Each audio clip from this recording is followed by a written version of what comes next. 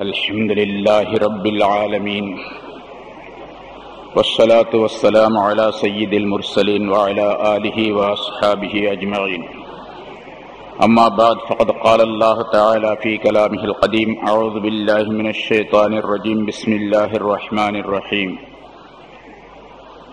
إنما المؤمنون الذين إذا ذكر الله وجلت قلوبهم وَإِذَا تُلِيَتْ عَلَيْهِمْ آيَاتُهُ زَادَتْهُمْ إِيمَانًا وَعَلَى رَبِّهِمْ يَتَوَكَّلُونَ الَّذِينَ يُقِيمُونَ الصَّلَاةَ وَمِمَّا رَزَقْنَاهُمْ يُنْفِقُونَ أُولَئِكَ هُمُ الْمُؤْمِنُونَ حَقًّا لَهُمْ دَرَجَاتٌ عِندَ رَبِّهِمْ وَمَغْفِرَةٌ وَرِزْقٌ كَرِيمٌ صدق الله العظيم.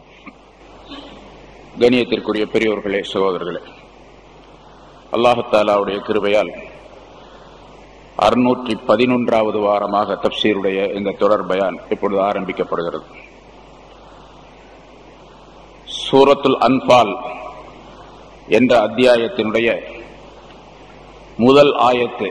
அன்பாலை பற்றி கேட்கின்றார்கள். அன்பால் என்பது பன்மை வார்த்தை. அதற்கு ஒருமை நஃபில் என்பதாக சொல்லப்படும். சாதாரணமா தொழுகையில நஃபில் தொழுகை அப்படின்னு சொல்றோமா இல்லையா, அது மாதிரி நஃபில். நஃபில் அப்படின்னு சொன்னா அதிகம் அப்படின்னு அர்த்தம். மேல் மிச்சமானது, அதிகமானது, உபரியானது என்பதாக பொருளாகும். கடமையில்லாத உபரியாக இருக்கக்கூடிய செயல்களுக்கு பெயர் நஃபில் என்பதாக சொல்லப்படும். அதனுடைய நஃபில் என்பதனுடைய பன்மை வார்த்தை அன்பால். அன்பாலை பற்றி கேட்கின்றார்கள். இந்த இடத்துல அன்பால் என்று சொன்னால் போர் பொருளை குறிக்கக்கூடிய வார்த்தையாக அல்லாஹ் தஆலா இதனை இங்கே பயன்படுத்துகின்றான், சொல்லி காட்டுகின்றான். குலில் அன்பாலு லில்லாஹி வர் ரசூல். போரிலே கிடைத்த அந்த பொருள்கள் அன்பால் என்பவை அல்லாஹ்வுக்கும் ரசூலுக்கும் உரியவை என்று நீங்கள் சொல்லிவிடுங்கள் என்று அல்லாஹ் தஆலா குறிப்பிடுகின்றார். இந்த ஆயத்து ஆரம்பத்திலே இது ஒரு ஆயத்தினுடைய முதல் பகுதி. பத்ர் போர் முடிந்த நேரத்திலே எதிரிகள் எல்லாம் தோல்வியுற்று ஓடிவிட்டார்கள். எதிரிகளிலே 70 பேர் கொல்லப்பட்டார்கள், 70 பேர் கைது செய்யப்பட்டார்கள் என்ற விவரம் எல்லாம் முன்னால் நிறைய சொல்லப்பட்டு இருக்கின்றன. அந்த எதிரிகள் மக்காவாசிகள் தோற்று ஓடிக்கொண்டிருக்கின்றார்கள். அந்த நேரத்திலே சஹாபாக்களிலே வாலிபர்களாக இருந்தவர்கள் சிலர் ஓடிக்கொண்டிருக்கக்கூடிய அவர்களை எல்லாம் திரும்பவும் துரத்தி கொண்டு சென்றார்கள். அவர்கள் திரும்ப வந்துவிடக் கூடாது என்பதற்காக வேண்டியும், அவர்களுக்கு ஒரு பய உணர்வை சஹாபாக்களை பற்றி ஏற்படுத்த வேண்டும் என்பதற்காக வேண்டியும் அவர்களை பின்னோக்கி சென்றார்கள். அவர்கள் பின்தொடர்ந்து சென்றார்கள். அந்த மக்காவாசிகள் குறைஷியர்கள் அனைவருமே மிக வேகமாக தங்களுடைய இடங்களை காலி செய்துவிட்டு அங்கிருந்து சென்று விட்டார்கள். நீண்ட தூரம் விரட்டி சென்று அவர்களை அனுப்பிவிட்டு, அவர்களை விரட்டிவிட்டு திரும்ப அந்த வாலிபர்கள் வந்து சேர்ந்தார்கள். இங்கே பத்ர் போர் களத்திலே, போர் நடந்த அந்த இடத்திலே ஒரு சாரார் சிலர் போரிலே கிடைத்த அந்த பொருள்களை எல்லாம் எடுத்துக் கொண்டிருந்தார்கள். அதற்கு பேர் கனீமத் பொருள் என்பதாக சொல்லப்படும். அந்த கனீமத்துக்கு பேர் நஃபில் என்பதாக இங்கே அல்லாஹ் தஆலா சொல்லுகின்றான். சில சின்ன விளக்கம் இருக்கின்றது, வித்தியாசம் இருக்கின்றது. இப்போ அந்த போர் பொருள்களை எல்லாம் ஒன்றாக சேர்த்து கொண்டிருக்கின்றார்கள் ஒரு சிலர். இன்னொரு சாரார் ரசூலுல்லாஹி ஸல்லல்லாஹு அலைஹி வஸல்லம் அவர்களை சுற்றிலும் இருந்து பாதுகாத்துக் கொண்டிருக்கின்றார்கள். ஆக பத்ர் போரிலே ஈடுபட்டவர்கள் அனைவருமே இப்படி 3 பிரிவினர்களாக இருந்தார்கள். அங்கே போர் முடிந்த பிறகு ஒரு சாரார் வாலிபர்களாக இருந்தவர்கள் அவர்களை பின்துரத்தி கொண்டு பின்னால் தொடர்ந்து சென்று அவர்களை உரியடித்து விட்டு அனுப்பிவிட்டு வந்தார்கள். ஒரு சாரார் பொருளை எடுத்துக் கொண்டிருந்தார்கள். ஒரு சாரார் கொஞ்சம் வயதானவர்கள். அவர்கள் எல்லாம் ரசூலுல்லாஹி ஸல்லல்லாஹு அலைஹி வஸல்லம் அவர்கள் சுற்றிலும் இருந்து அவர்களுக்கு பாதுகாப்பாக அமைந்திருந்தார்கள். அந்த வாலிபர்கள் அந்த எதிரிகளை விரட்டி அடித்துவிட்டு திரும்ப வந்தார்கள் அல்லவா, அவர்கள் சொன்னார்கள், நீங்கள் எடுத்திருக்கக்கூடிய இந்த பொருள்களில் இருந்து எங்களுக்கும் பங்கு உண்டு, எங்களுக்கும் இதை தர வேண்டும் என்பதாக. பாதுகாப்புக்கு நின்றார்கள். அவர்களும் சொன்னார்கள், எங்களுக்கும் இந்த பொருளிலே பங்கு உண்டு, தர வேண்டும் என்பதாக. இங்க ஒன்றும் சட்டம் இதுவரைக்கும் அருளப்படவில்லை. இந்த பொருளை என்ன செய்யறது அப்படிங்கிற சட்டம் வரல. அதனால இவங்களும் கேட்டாங்க, அவங்களும் கேட்டாங்க. அந்த பொருளை சேகரித்தவர்கள் என்ன சொன்னார்கள் என்று சொன்னா, இந்த பொருளை நாங்க தான் இங்கிருந்து எல்லாத்தையும் எடுத்து வச்சு எங்களுக்கு தான் சொந்தம், இது நாங்க தான் வச்சுக்கோம் அப்படின்னு சொன்னாங்க. இதை 3 சாரார்களும் ரசூலுல்லாஹி ஸல்லல்லாஹு அலைஹி வஸல்லம் அவர்களிடத்தில் வந்து சொன்னார்கள். இப்படி நிகழ்வு நடக்கின்றது, ஒவ்வொருவரும் இப்படி சொல்லிக் கொண்டிருக்கின்றார்கள் என்பதாக. அந்த நேரத்தில் அல்லாஹ் தஆலா இந்த ஆயத்தை அருளினான். இந்த பொருளை என்ன செய்வது என்பதாக கேட்கிறார்கள். இப்போ யஸ்அலூனக அனில் அன்ஃபால், போரிலே கிடைத்த அந்த பொருள்களை பற்றி நபியே உம்மிடத்தில் கேள்வி கேட்கின்றார்கள், தீர்ப்பு கேட்கின்றார்கள். கேள்வினா இந்த இடத்துல தீர்ப்பு கேட்கின்றார்கள் என்று அல்லாஹ் தஆலா சொல்லுகின்றான். அதே போன்று இன்னொரு விஷயமும் அங்கே நடந்தது. ஹஜ்ரத் சஅத் இப்னு அபீ வக்காஸ் ரலியல்லாஹு தஆலா அன்ஹு அவர்கள் சொல்லுகின்றார்கள், இந்த பத்ர் போரிலே என்னுடைய சகோதரர் உமைர் இப்னு வக்காஸ் என்பவர் இறந்து விட்டார், ஷஹீதாக்கப்பட்டு விட்டார், என்னுடைய சகோதரர். அது எனக்கு மிகப்பெரிய கவலையாக இருந்தது. போரிலே ஈடுபட்டிருந்த நான் எதிரிகளிலே இருந்த சயீத் இப்னுல் ஆஸ் என்று ஒருவரை நான் கொலை செய்தேன். அவர் ஒரு அருமையான வாள் வைத்திருந்தார். அதற்கு பெயரும் கூட சூட்டப்பட்டிருந்தது, வாளுக்கு பெயரும் கூட சூட்டப்பட்டிருந்தது. ஜுல் கத்தீஃபா என்பதாக அதற்கு பெயர் சூட்டப்பட்டிருந்தது. அதாவது பராக்கிரமம் உடையது என்பதாக அதற்கு பொருள். கத்திஃப் தோல் சொல்றது, புஜம் என்பதாக சொல்லப்படும். இங்க பராக்கிரமம் வலிமை என்பதாக, வலிமை உடையது என்பதாக அந்த வாளுக்கு பெயரும் கூட வைக்கப்பட்டிருந்தது. இப்போ அந்த வாளை நான் எடுத்துக்கொண்டேன். இது போரிலே அந்த கனிமத்தாக கிடைத்த பொருள் தான். ஆனால் இதை நான் வைத்துக் கொள்ளலாமா வேண்டாமா நானே என்பதாக நினைத்து ரசூலுல்லாஹி ஸல்லல்லாஹு அலைஹி வஸல்லம் அவர்களிடத்தில் வந்து, யா ரசூலல்லாஹ், இந்த மாதிரி சயீத் இப்னுல் ஆஸ் என்ற ஒரு மனிதனை நான் கொன்றேன், அவனுடைய வாளை நான் எடுத்து வந்திருக்கின்றேன் என்பதாக சொன்னான். நான் சொன்னேன். ரசூலுல்லாஹி ஸல்லல்லாஹு அலைஹி வஸல்லம் அவர்கள் சொன்னார்கள், எல்லாரும் சேர்ந்து கனிமத்துடைய பொருள்களை எல்லாம், அந்த போரிலே கிடைத்த பொருள்களை எல்லாம் எடுத்து ஒரு பக்கம் குவித்து வைத்திருக்கின்றார்கள். நீ நேரா போய் இந்த வாளை அதுல போட்டு அப்படின்னாங்க. குவிக்கப்பட்டிருக்கக்கூடிய, கைப்பற்றப்பட்டிருக்கக்கூடிய அந்த பொருள்களில் இந்த வாளை போற்று, அது உனக்கு சொந்தம் அல்ல அப்படிங்கிற கருத்துல ரசூலுல்லாஹி ஸல்லல்லாஹு அலைஹி வஸல்லம் சொன்னார்கள். எனக்கு மீண்டும் ஒரு கவலை ஏற்பட்டது. என்னுடைய சகோதரன் இறந்து விட்டார், அது பெரிய கவலை. ஒரே ஒரு வாள் கிடைச்சிச்சு, அதையும் கூட ரசூலுல்லாஹி ஸல்லல்லாஹு அலைஹி வஸல்லம் அங்க போட சொல்றாங்களே அப்படின்னு நினைத்துக் கொண்டு கவலையோடு நான் திரும்பி சென்று கொண்டிருந்தேன். அந்த நேரத்தில் சில அடி தூரம் சென்றிருப்பேன். அந்த நேரத்தில் இந்த ஆயத்து வந்தது. உடனே ரசூலுல்லாஹி ஸல்லல்லாஹு அலைஹி வஸல்லம் என்னை கூப்பிட்டார்கள், அந்த வாளை நீயே வச்சுக்க அப்படின்னாங்க. அந்த வாளை நீயே வைத்துக்கொள். ஏன்னா இது ஆரம்பத்திலே ரசூலுல்லாஹி ஸல்லல்லாஹு அலைஹி வஸல்லம், அதற்கு பிறகு சொன்னார்கள். அது அதாவது யார் யாரை கொல்லுகின்றாரோ அவருடைய உடைமை பொருள்கள் எல்லாம் கொன்றவருக்கு சொந்தமானது. யார் யாரிடத்திலிருந்து அந்த பொருளை அபகரிக்கின்றாரோ, எடுத்துக் கொள்ளுகின்றாரோ, அந்த பொருள் எல்லாம் அவருக்கு சொந்தமானது என்று சொல்லி இருந்த காரணத்தினால் ஹஜ்ரத் சஅத் இப்னு அபீ வக்காஸ் ரலியல்லாஹு தஆலா அன்ஹு அவர்கள் அப்படி செய்தார்கள். ஆனால் ரசூலுல்லாஹி ஸல்லல்லாஹு அலைஹி வஸல்லம் அவர்களுக்கு அல்லாஹ்விடத்திலிருந்து உத்தரவு வராத காரணத்தால் முதலாவதாக அப்படி சொன்னார்கள். பிறகு இந்த ஆயத்து வந்தது. பிறகு அந்த வாளை அவர்களிடத்தில் ஒப்படைத்தார்கள். இந்த சம்பவத்தின் காரணமாகவும் அந்த ஆயத்து அருளப்பட்டது. அதே போன்று இன்னொரு சம்பவம் அந்த இடத்திலேயே, சஅத் இப்னு ஜுபைர் ரலியல்லாஹு தஆலா அன்ஹு என்பவர்கள், அவரோடு சேர்ந்து ஒரு அன்சாரி சஹாபியும் இருக்கின்றார். 2 பேரும் அந்த போர்க்களத்திலே வந்து கொண்டிருக்கின்றார்கள். இதெல்லாம் போர் நடந்த பின்னால, எதிரிகள்லாம் போயிட்டாங்க, ஓடிட்டாங்க. 2 பேரும் வந்து கொண்டிருக்கின்றார்கள். தூரத்தில் ஒரு வாள் கீழே விழுந்து கிடக்கின்றது. 2 பேரும் வேகமாக போய் எடுக்க போனாங்க. 2 பேரும் எடுத்தாங்க. இவருடைய கையும் அவருடைய கையும் அந்த வாள்ல படுது. 2 பேரும் எடுத்தாங்க. இவர் சஅத் இப்னு ஜுபைர் அவர்கள் சொன்னார்கள், இந்த வாள் எனக்கு தான், நான் தான் எடுத்தேன், நான் தான் பார்த்தேன், நான் தான் எடுத்தேன், அதனால எனக்கு தான். அந்த அன்சாரி சஹாபி சொன்னார், இல்ல இல்ல எனக்கு தான். சரிவா, 2 பேரும் ரசூலுல்லாஹ்ட்ட போகலாம், தீர்ப்பு அங்க தானே போகணும், ரசூலுல்லாஹி ஸல்லல்லாஹு அலைஹி வஸல்லம் போய் தீர்ப்பு கேட்போம் அப்படின்னு 2 பேரும் வந்தாங்க. ரசூலுல்லாஹி ஸல்லல்லாஹு அலைஹி வஸல்லம் அவர்கள் இந்த விஷயத்தை சொன்னார்கள். இப்படி ஒரு வாழ் கடந்தது, நாங்க ரெண்டு பேருமே எடுக்க போனோம், இது யாருக்கு சொந்தம் அப்படின்னு சொல்லி, எனக்கு வேணும் எனக்கு வேணும்னு சொன்னான். ரசூலுல்லாஹி ஸல்லல்லாஹு அலைஹி வஸல்லம் அவர்கள் சொன்னார்கள், சாதே இந்த வாழ் உனக்குரியதும் அல்ல, அன்சாரியே இந்த வாழ் உமக்குரியதும் அல்ல, ரெண்டு பேருக்கும் உள்ளதல்ல. எப்படி அந்த சாத் இப்னு அபீ வக்காஸ் ரலியல்லாஹு தஆலா சொன்னாங்களோ அதே போல நான் கொண்டு போய் போடுன்னு சொல்ல, உமக்கும் இல்ல உமக்கும் இல்லை உமக்கும் இல்லை என்பதாக சொன்னார்கள். அந்த நேரத்தில் இந்த ஆயத்து அருளப்பட்டது. யஸ்அலூனக அனில் அன்ஃபால், யாருக்கு தான் இந்த பொருள் என்று ஒரு கேள்வி அவர்கள் உள்ளத்திலே எழுந்தது.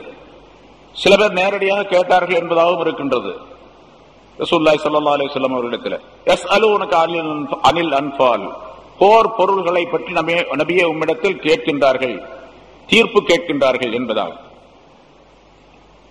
அதே மாதிரி இன்னொரு சம்பவம் நடந்தது அந்த நேரத்தில். இந்த எல்லா சம்பவத்துக்கும் சேர்த்து தான் பதிலாக அல்லாஹ் தஆலா இந்த ஆயத்தை அருளினான். நிறைய விஷயங்கள் நடந்திருக்குது, ஒரு சில குறிப்புகள். இந்த போர் பொருள்களை எல்லாம், கனிமத்துடைய அந்த பொருள்களை எல்லாம் ஒன்னா சேர்த்தாச்சு. ரசூலுல்லாஹி ஸல்லல்லாஹு அலைஹி வஸல்லம் என்ன செய்தார்கள் என்று சொன்னால், எல்லோருக்கும் சமமாக இதை பிரித்து தந்து விட வேண்டும் என்பதாக சொன்னார்கள். இது என்ன சொல்ல போனா இந்த ஆயத்து வந்த பின்னாலே, ஏன்னா இங்க அல்லாஹ் தஆலா போர் பொருளை பற்றி நபியே உம்மிடத்தில் அவர்கள் தீர்ப்பு கேட்கின்றார்கள், புல் அவர்களுக்கு சொல்லிவிடுங்கள், அல் அன்ஃபாலு லில்லாஹி வர் ரசூலி, அந்த போர் பொருள்கள் அனைத்துமே அல்லாஹ்வுக்கும் அவருடைய ரசூலுக்கும் சொந்தமானவை என்று சொல்லிவிடுங்க. அல்லாஹ்வுக்கும் ரசூலுக்கும் சொந்தமானவை அப்படின்னு சொன்னா அல்லாஹ்வுக்கு ஒரு பகுதி அனுப்பி விட்டுட்டு ரசூலுக்கு ஒரு பகுதி வச்சுக்கிறது அப்படின்னு அர்த்தம் இல்ல. அல்லாஹ்வுக்கு உரியது ரசூலுக்கு உரியது என்று சொன்னா ரசூலுல்லாஹி ஸல்லல்லாஹு அலைஹி வஸல்லம் அவர்களிடத்தில் அதனை ஒப்படைத்து விட வேண்டும். ரசூலுல்லாஹி ஸல்லல்லாஹு அலைஹி வஸல்லம் அவர்கள் எப்படி தீர்ப்பளிக்கின்றார்களோ அல்லாஹ்வுடைய உத்தரவுப்படி அந்த உத்தரவுப்படி நடந்து கொள்ள, அந்த தீர்ப்புப்படி நடந்து கொள்ள வேண்டும். அல்லாஹ் ரசூலுக்கு சொல்லுவான், ரசூலுல்லாஹி ஸல்லல்லாஹு அலைஹி வஸல்லம் அவர்கள் அதை பங்கிட்டு கொடுப்பார்கள். அதான் அதனுடைய அர்த்தம். லில்லாஹி வ ரசூலி அப்படின்னா அல்லாஹ்வுக்கும் ரசூலுக்கும் உரியது என்று சொன்னால், இப்ப இங்க அல்லாஹ் தஆலா ரசூல் ஸல்லல்லாஹு அலைஹி வஸல்லம் அவர்களை தன்னுடைய திருத்தூதராக நியமனம் செய்திருக்கின்றான். ரசூலுல்லாஹி ஸல்லல்லாஹு அலைஹி வஸல்லம் அவர்கள் இங்கே உலகத்திலே இந்த பகுதியிலே இந்த இடத்திலே இருந்து கொண்டிருக்கின்றார்கள். இப்பொழுது போர் பொருள் இருந்து கொண்டிருக்கின்றது. நபி அவர்களிடத்திலே பொறுப்பை ஒப்படைத்து விட வேண்டும், தீர்ப்பை ஒப்படைத்து விட வேண்டும். அவர்கள் எப்படி சொல்லுகின்றார்களோ அப்படித்தான் தீர்ப்பு. அதுதான் லில்லாஹி வ ரசூலி என்பதனுடைய பொருளாக விளக்கமாக. ஹுக்முஹா லில்லாஹி தஆலா வ ரசூலி, இதனுடைய சட்டம் அல்லாஹ்வுக்கும் ரசூலுக்கும் உரியது. ஃபயுக்ஸிமுஹன் நபியு ஸல்லல்லாஹு அலைஹி வஸல்லம் கமா யஅமுருல்லாஹு தஆலா மின் கைரி அன் யதுகுல ஃபீஹி ரஅயு அஹதின், யாருடைய ஆலோசனையும் இல்லாமல், யாருடைய யோசனையும் கேட்க அவசியம் இல்லாமல் அல்லாஹ் எப்படி தன்னுடைய ரசூலுக்கு சொல்லுகின்றானோ அப்படி ரசூலுல்லாஹி ஸல்லல்லாஹு அலைஹி வஸல்லம் அவர்கள் அதை பங்கிட்டு கொடுப்பார்கள். அதான் லில்லாஹி வ ரசூலிஹி என்பதனுடைய அர்த்தமாகும். இப்ப ஸஅத் இப்னு முஆஸ் ரலியல்லாஹு தஆலா அன்ஹு மதீனாவாசிகளிலே மிகப்பெரிய சிறந்த சஹாபி அவர்கள். ரசூலுல்லாஹி ஸல்லல்லாஹு அலைஹி வஸல்லம் என்ன செய்தார்கள் என்று சொன்னால், அந்த போர் பொருள்களை எல்லாம், குவிக்க வைக்கப்பட்ட பொருள்களை எல்லாம் யாராருக்கு முதல்ல சொன்னாங்களோ நீ இந்த வாளை எடுத்துக்க, நீ இதை எடுத்துக்கன்னு சொன்னாங்களோ அது போக மீதி இருந்த பொருள்களை எல்லாம் எல்லாருக்கும் சமமாக பிரித்து கொடுத்து விடுங்கள் அப்படின்னு சொன்னாங்க. எல்லாருக்கும் சமமாக பிரித்து கொடுத்து விடுங்க அப்படின்னு. 313 சஹாபாக்கள் கலந்தார்கள் அல்லவா, அதுல ஒரு 14 பேர் ஷஹீத் ஆயிட்டாங்க. 14 பேர் போக மீதி 299 பேர். 299 சஹாபாக்களுக்கும் அதை பங்கிட்டு கொடுத்து விட வேண்டும், சரியாக சமமாக, யாருக்கும் கூடுதல் குறைவு அப்படின்னு இல்லாம. ஸஅத் இப்னு முஆஸ் ரலியல்லாஹு தஆலா அன்ஹு கேட்டாங்க, யா ரசூலல்லாஹ், இந்த குதிரை வீரர்கள் சில பேர் இருக்காங்க, ஒரு 5 குதிரை தான் இருந்துச்சு அந்த போர்ல.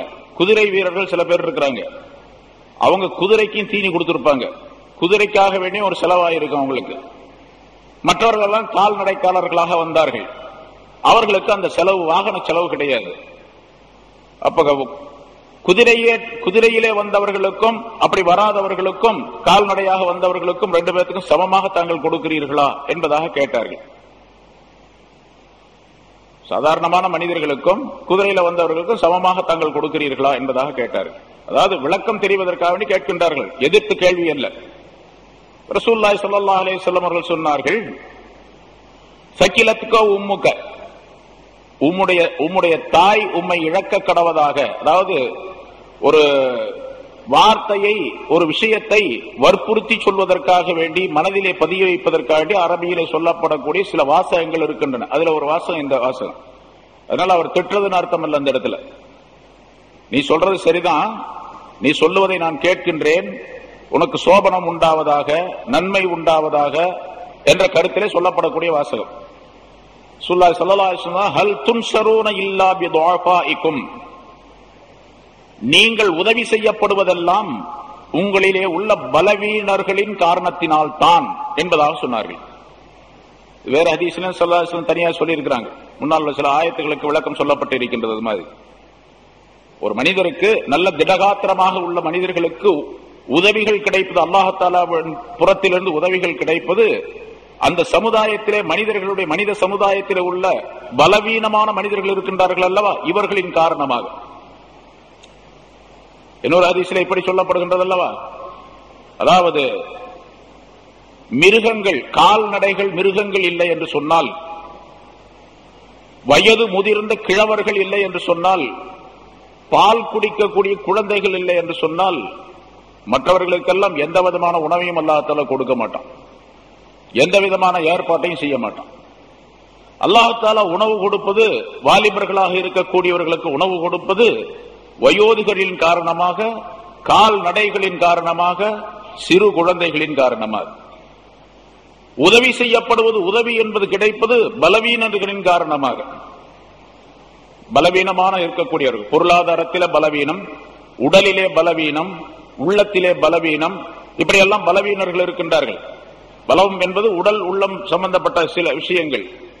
ஆனால் ஈமானிலே ரொம்ப பலம் உள்ளவர்களாக இருப்பார்கள். பலவீனர்கள் என்று சொன்னால் ஏழைகள், எளியவர்கள் என்பதாக பொருளும் கொள்ளலாம். பொதுவாகவே மனித சமுதாயத்திலே ஏழை எளியவர்கள் தான் அல்லாஹ் தஆலா மீது அதிகமான நம்பிக்கை வைத்திருப்பார்கள், அல்லாஹ்வின் மீது அதிகமான தொடர்புள்ளவர்களாக இருப்பார்கள். வசதி படைத்தவர்கள் தங்களுடைய வசதியை நம்பிக்கொண்டு இருப்பார்கள், வசதி இல்லாதவர்கள் அல்லாஹ்வை நம்பிக்கொண்டு இருப்பார்கள். இவர்கள் எல்லாம் வசதி இல்லாதவர்கள் பலவீனமானவர்கள். இவர்கள் அல்லாஹ் தஆலாவிடத்தில் கையேந்துவதின் காரணமாக, கேட்பதின் காரணமாக, துஆ செய்வதின் காரணமாக பலமுள்ளவர்களுக்கெல்லாம் அல்லாஹ் தஆலா அதை தந்து விடுகின்றான். அந்த ரிஸ்கை தருகின்றான், வாய்ப்பு வசதியை தருகின்றான், அவர்களுக்கு தேவையான விஷயங்களை அல்லாஹ் தஆலா செய்து கொடுக்கின்றான். அதே ரசூலுல்லாஹி ஸல்லல்லாஹு அலைஹி வஸல்லம் சொல்லுகின்றார்கள், ஹல் துன்ஸரூன இல்லா பிதுஆஃபாஇக்கும், சாதே உங்களிலே உள்ள பலவீனர்களை கொண்டே தவிர உங்களுக்கு உதவி செய்யப்படுவது என்பது கிடையாது என்று சொல்லிவிட்டு ரசூலுல்லாஹி ஸல்லல்லாஹு அலைஹி வஸல்லம் அவர்கள் ஒரு அழைப்பாளரை கூப்பிட்டு சொன்னார்கள், மக்களுக்கு மத்தியிலே இருக்கக்கூடிய சஹாபாக்களுக்கு மத்தியிலே ஒரு அறிவிப்பை செய்து விடுவீர்கள். மன் கத்தல கத்தீலன் ஃபலஹு ஸலபுஹு வமன் அஸர அஸீரன் ஃபஹுவ லஹு. எவரொருவர் ஒருவரை கொலை செய்திருந்தால், போர்க்களத்திலே எதிரிகளிலே ஒருவரை கொலை செய்திருந்தால், இறந்துவிட்ட கொலை செய்யப்பட்ட அவருடைய உடைமைகள் அனைத்தும் கொலை செய்தவருக்கு உரியது. அவர் என்னென்ன போட்டிருந்தாரோ, வாள் வச்சிருந்திருப்பாரு, ஈட்டி வச்சிருந்திருப்பாரு, அல்லது ஏதாவது பொருள் வச்சிருந்திருப்பார், அது பூரா அவருக்கு உரியது. எவரேனும் ஒருவரை கைது செய்திருந்தால் எதிரிகளில் இருந்து, அந்த கைதியும் அவருக்குரியவர். போரிலே கைது செய்யப்பட்டவர்கள் எல்லாம் அடிமையாக ஆக்கப்படுவார்கள், ஆணாக இருந்தாலும் பெண்ணாக இருந்தாலும், அதுதான் அடிமை என்று சொல்லப்படும். அப்படி கைது செய்யப்பட்டவர்கள் எல்லாம் அவருக்குரியவர் என்பதாக ரசூலுல்லாஹி ஸல்லல்லாஹு அலைஹி வஸல்லம் அறிவிப்பு செய்து விட்டு வர சொன்னார்கள். யார் யார் எதை எடுத்துக்கொண்டார்களோ அவர்களுக்குரியது என்பதாக. பிறகுதான் இந்த ஆயத்து வந்தது. அல்லாஹ் தஆலா அல்லாஹ்வுக்கும் ரசூலுக்கும் உரியது, ரசூல் ஸல்லல்லாஹு அலைஹி வஸல்லம் அவர்களுடைய சொல்படி நடக்க வேண்டும் என்று சொன்னார். பிறகு அது சமமாக பங்கிடப்பட்டது என்பதாக விளக்கம் தரப்பட்டு இருக்கின்றது. இந்த அன்பால் என்பது நஃபில் என்பதனுடைய பன்மை என்பதாக சொன்னோம். சரி, கனீமத் என்று ஒரு வார்த்தை இருக்கின்றது, அது பொதுவாக சொல்லப்படக்கூடிய வார்த்தை. இப்ப பத்ர் போரிலே கிடைத்த அந்த பொருள்களை அதற்கு நஃபில் என்பதாக அல்லாஹ் தஆலா இங்கே சொல்லுகின்றான். அந்த அன்பால் என்ற அந்த பொருள்களை எல்லாம் அல்லாஹும் ரசூலுக்கும் உரியவை. அந்த பொருள்களை ரசூலுல்லாஹி ஸல்லல்லாஹு அலைஹி வஸல்லம் அவர்கள் எப்படி தீர்ப்பளிக்கின்றார்களோ அந்த முறைப்படிக்கு அது பங்கிட்டு கொடுக்கப்பட வேண்டும் என்பது அல்லாஹ்வுடைய முடிவு, அல்லாஹ்வுடைய சட்டம்.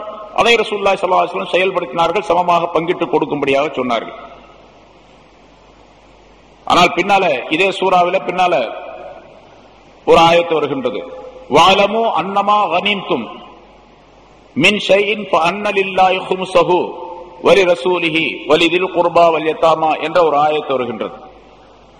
அதிலே நீங்கள் எதை போரில் இருந்து எதிரிகள் விட்டு சென்ற பொருளாக நீங்கள் எடுத்துக்கொண்டீர்களோ, கனிமத்தாக அடைந்தீர்களோ, அந்த பொருள்கள் எல்லாம் அதிலே அல்லாஹுக்கு 1/5 பங்கு உண்டு. அதில் 1/5 பங்கு அல்லாஹுக்கு உண்டு, அவனுடைய ரசூலுக்கும் உண்டு, ஏழை எளியவர்களுக்கும் அனாதைகளுக்கும் உண்டு என்று அல்லாஹ் தஆலா அந்த ஆயத்தினுடைய தொடரிலே சொல்லி காட்டுகின்றான். அந்த ஆயத்து வந்த பின்னால் இந்த சட்டம் மாற்றப்பட்டு விட்டது. இங்கே குலில் அன்பாலில் இல்லாஹி வர் ரசூல் என்று அல்லாஹ் தஆலா சொன்னான். போரிலே கிடைத்த அந்த பொருள்கள் அல்லாஹுக்கும் ரசூலுக்கும் சொந்தமானவை.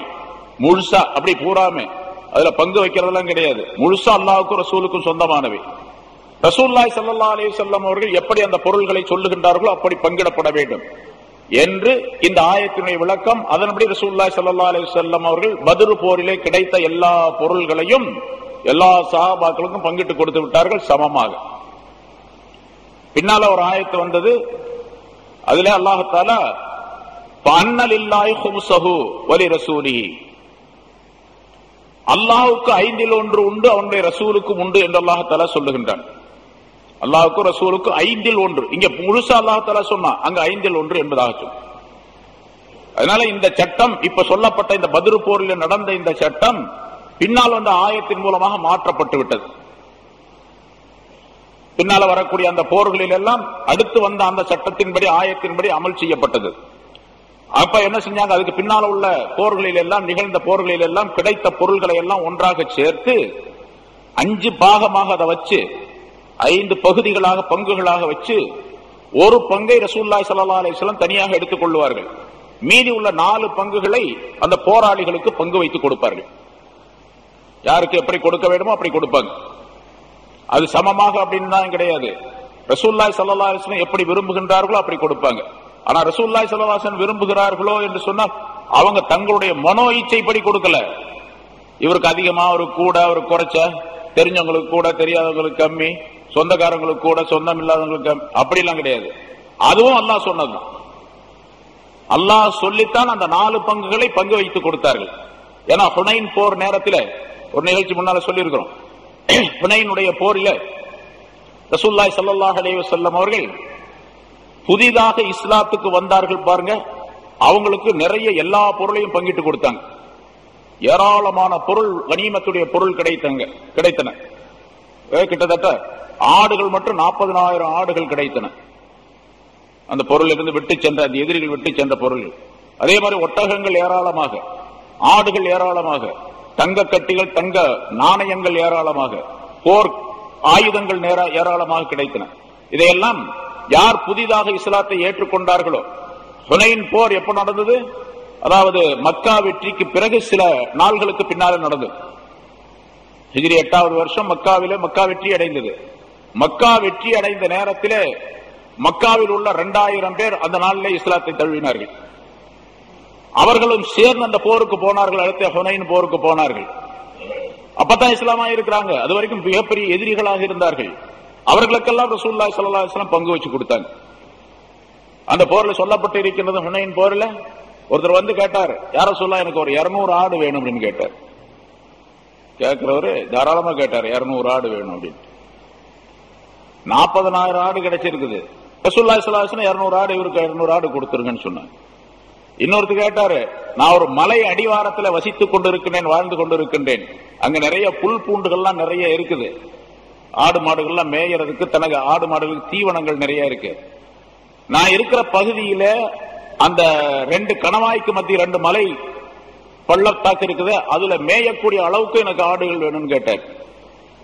அங்க இருக்கக்கூடிய அந்த இடத்துல அந்த மைதானத்தோட அடைச்சு மேயக்கூடிய அளவுக்கு ஆடு வேணும். சரி, இவருக்கு அந்த அளவுக்கு கொடுத்துருங்க அப்படின்னு சொன்னாங்க. இதை பார்த்த சில சஹாபாக்களுக்கு முன்னால இஸ்லாத்தை தழுவி போரெல்லாம் செஞ்சாங்க பாருங்க, பத்ர் போர்ல இருந்து பல போர்கள் செஞ்சாங்க. அவங்களுக்கு எல்லாம் கொடுக்கவே இல்லை ரசூலுல்லாஹி ஸல்லல்லாஹு அலைஹி வஸல்லம், கொடுக்கவே இல்லை. இப்ப அதுக்கு என்ன சொல்லணும், அது விளக்கம் வேற. என்ன சொல்லப்படுகின்றது என்று சொன்னால், ரசூலுல்லாஹி ஸல்லல்லாஹு அலைஹி வஸல்லம் அவர்கள் இப்படி கொடுத்தார்கள் என்று சொன்னால் தங்களுடைய மனோ இச்சைப்படி கொடுக்கல, அதுவும் அல்லாஹ்வுடைய உத்தரவுப்படி தான் கொடுத்தாங்கன்னு அர்த்தம். அதுக்காக சொல்லுங்க. சரி, இங்க ரசூலுல்லாஹி ஸல்லல்லாஹு அலைஹி வஸல்லம் மற்ற போர்களிலே இந்த ஆயத்து வந்த பின்னால் அடுத்த ஆயத்து ஃபஅன்னலில்லாஹி கும்ஸஹு வஅலமு அன்னமா கனிம்தும் மின் ஷைஇன் ஃபஅன்னலில்லாஹி கும்ஸஹு என்ற இந்த ஆயத்து வந்த பின்னால 5 பகுதிகள், அதான் கடைசி வரைக்கும் சட்டம். 5 பகுதிகளாக பங்குகளாக அந்த பொருள்களை ஆக்கி ஒரு பங்கை ரசூலுல்லாஹி ஸல்லல்லாஹு அலைஹி வஸல்லம் எடுத்துக்குவாங்க, மீதி 4 பங்கை பங்கு போட்டு கொடுப்பாங்க எல்லாத்துக்கும். சரி, அந்த ஒரு பங்கை என்ன பண்ணுவாங்க? அது பைத்துல் மால் என்று ஒன்று வச்சிருந்தாங்க ரசூலுல்லாஹி ஸல்லல்லாஹு அலைஹி வஸல்லம். பைத்துல் மால், பொது நிதி அப்படின்னு சொல்றோமா இல்லையா, அந்த பைத்துல் மால்.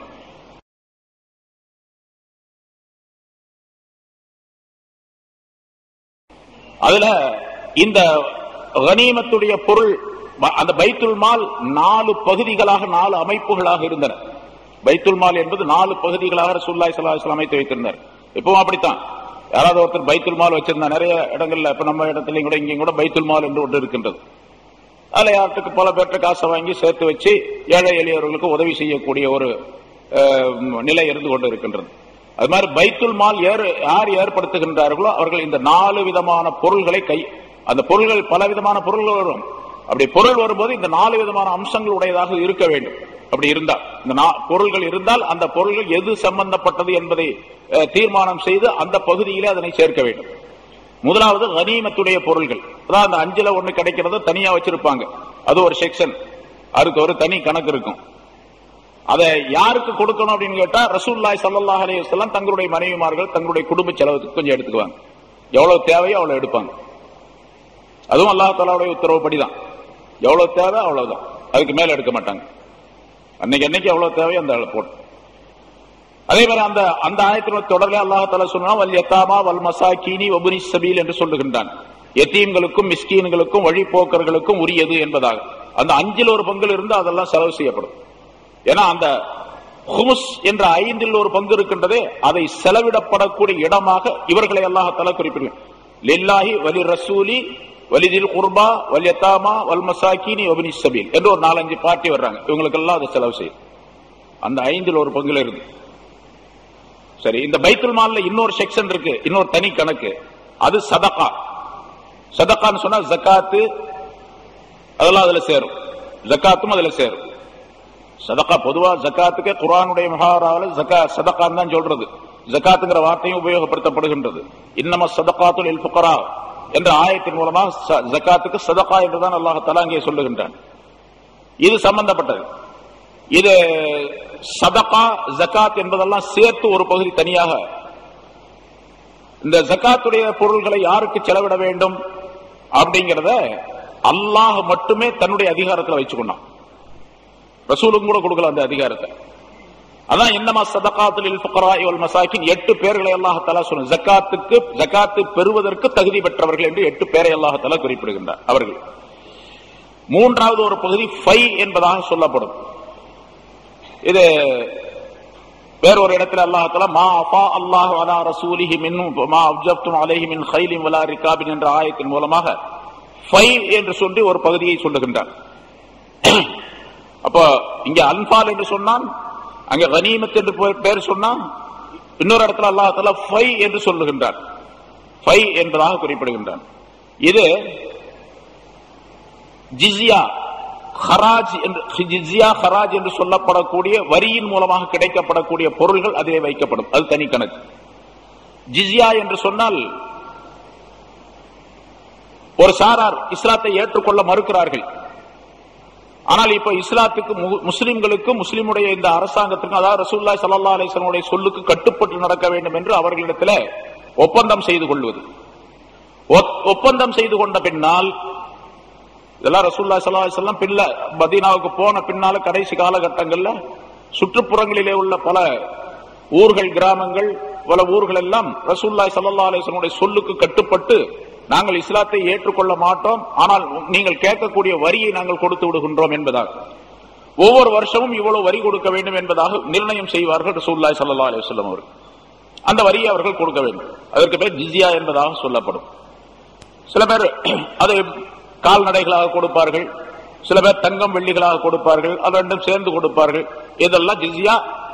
இஸ்லாத்தை ஏற்றுக்கொள்ளாமல் முஸ்லிம்களுக்கு கட்டுப்பட்டு ரசூலுல்லாஹி ஸல்லல்லாஹு அலைஹி வஸல்லம் சொல்லுக்கு கட்டுப்பட்டு நாங்கள் நடக்கின்றோம் என்று ஒப்பந்தம் செய்து கொண்டவர்கள், அவர்கள் இஸ்லாத்திற்கு முஸ்லிம்களுக்கு செலுத்த வேண்டிய, இஸ்லாமிய அரசாங்கத்திற்கு செலுத்த வேண்டிய வரிகள், ஜிஸ்யா,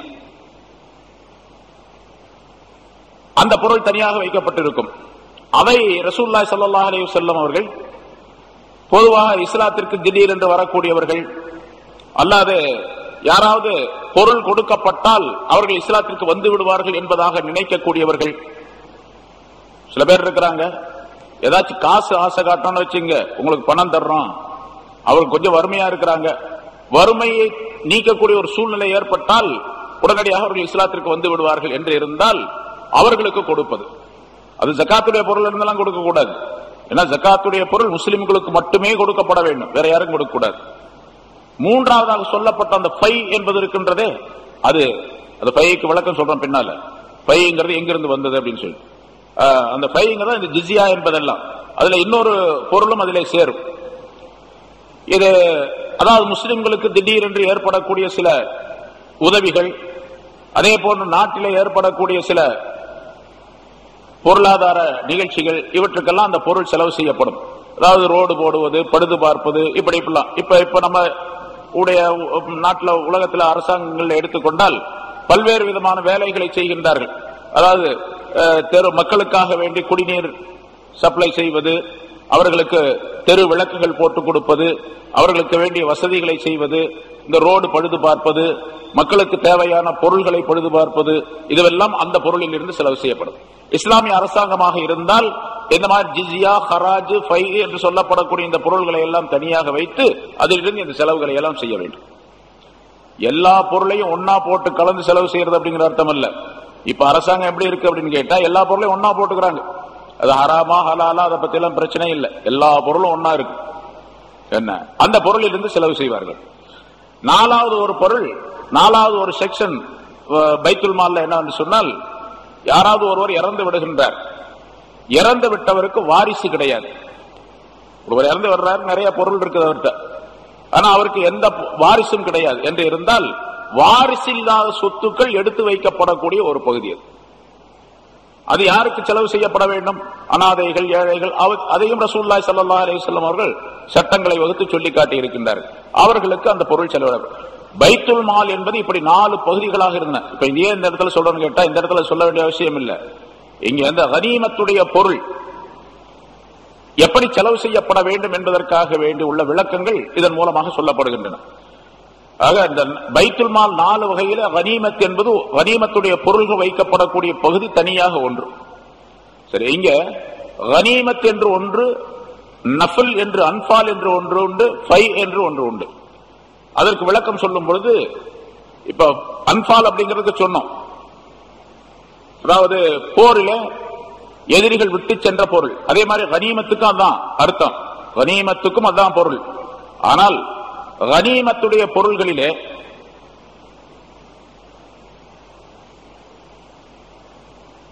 எதிரிகள் விட்டு சென்ற அந்த பொருள்களில் இருந்து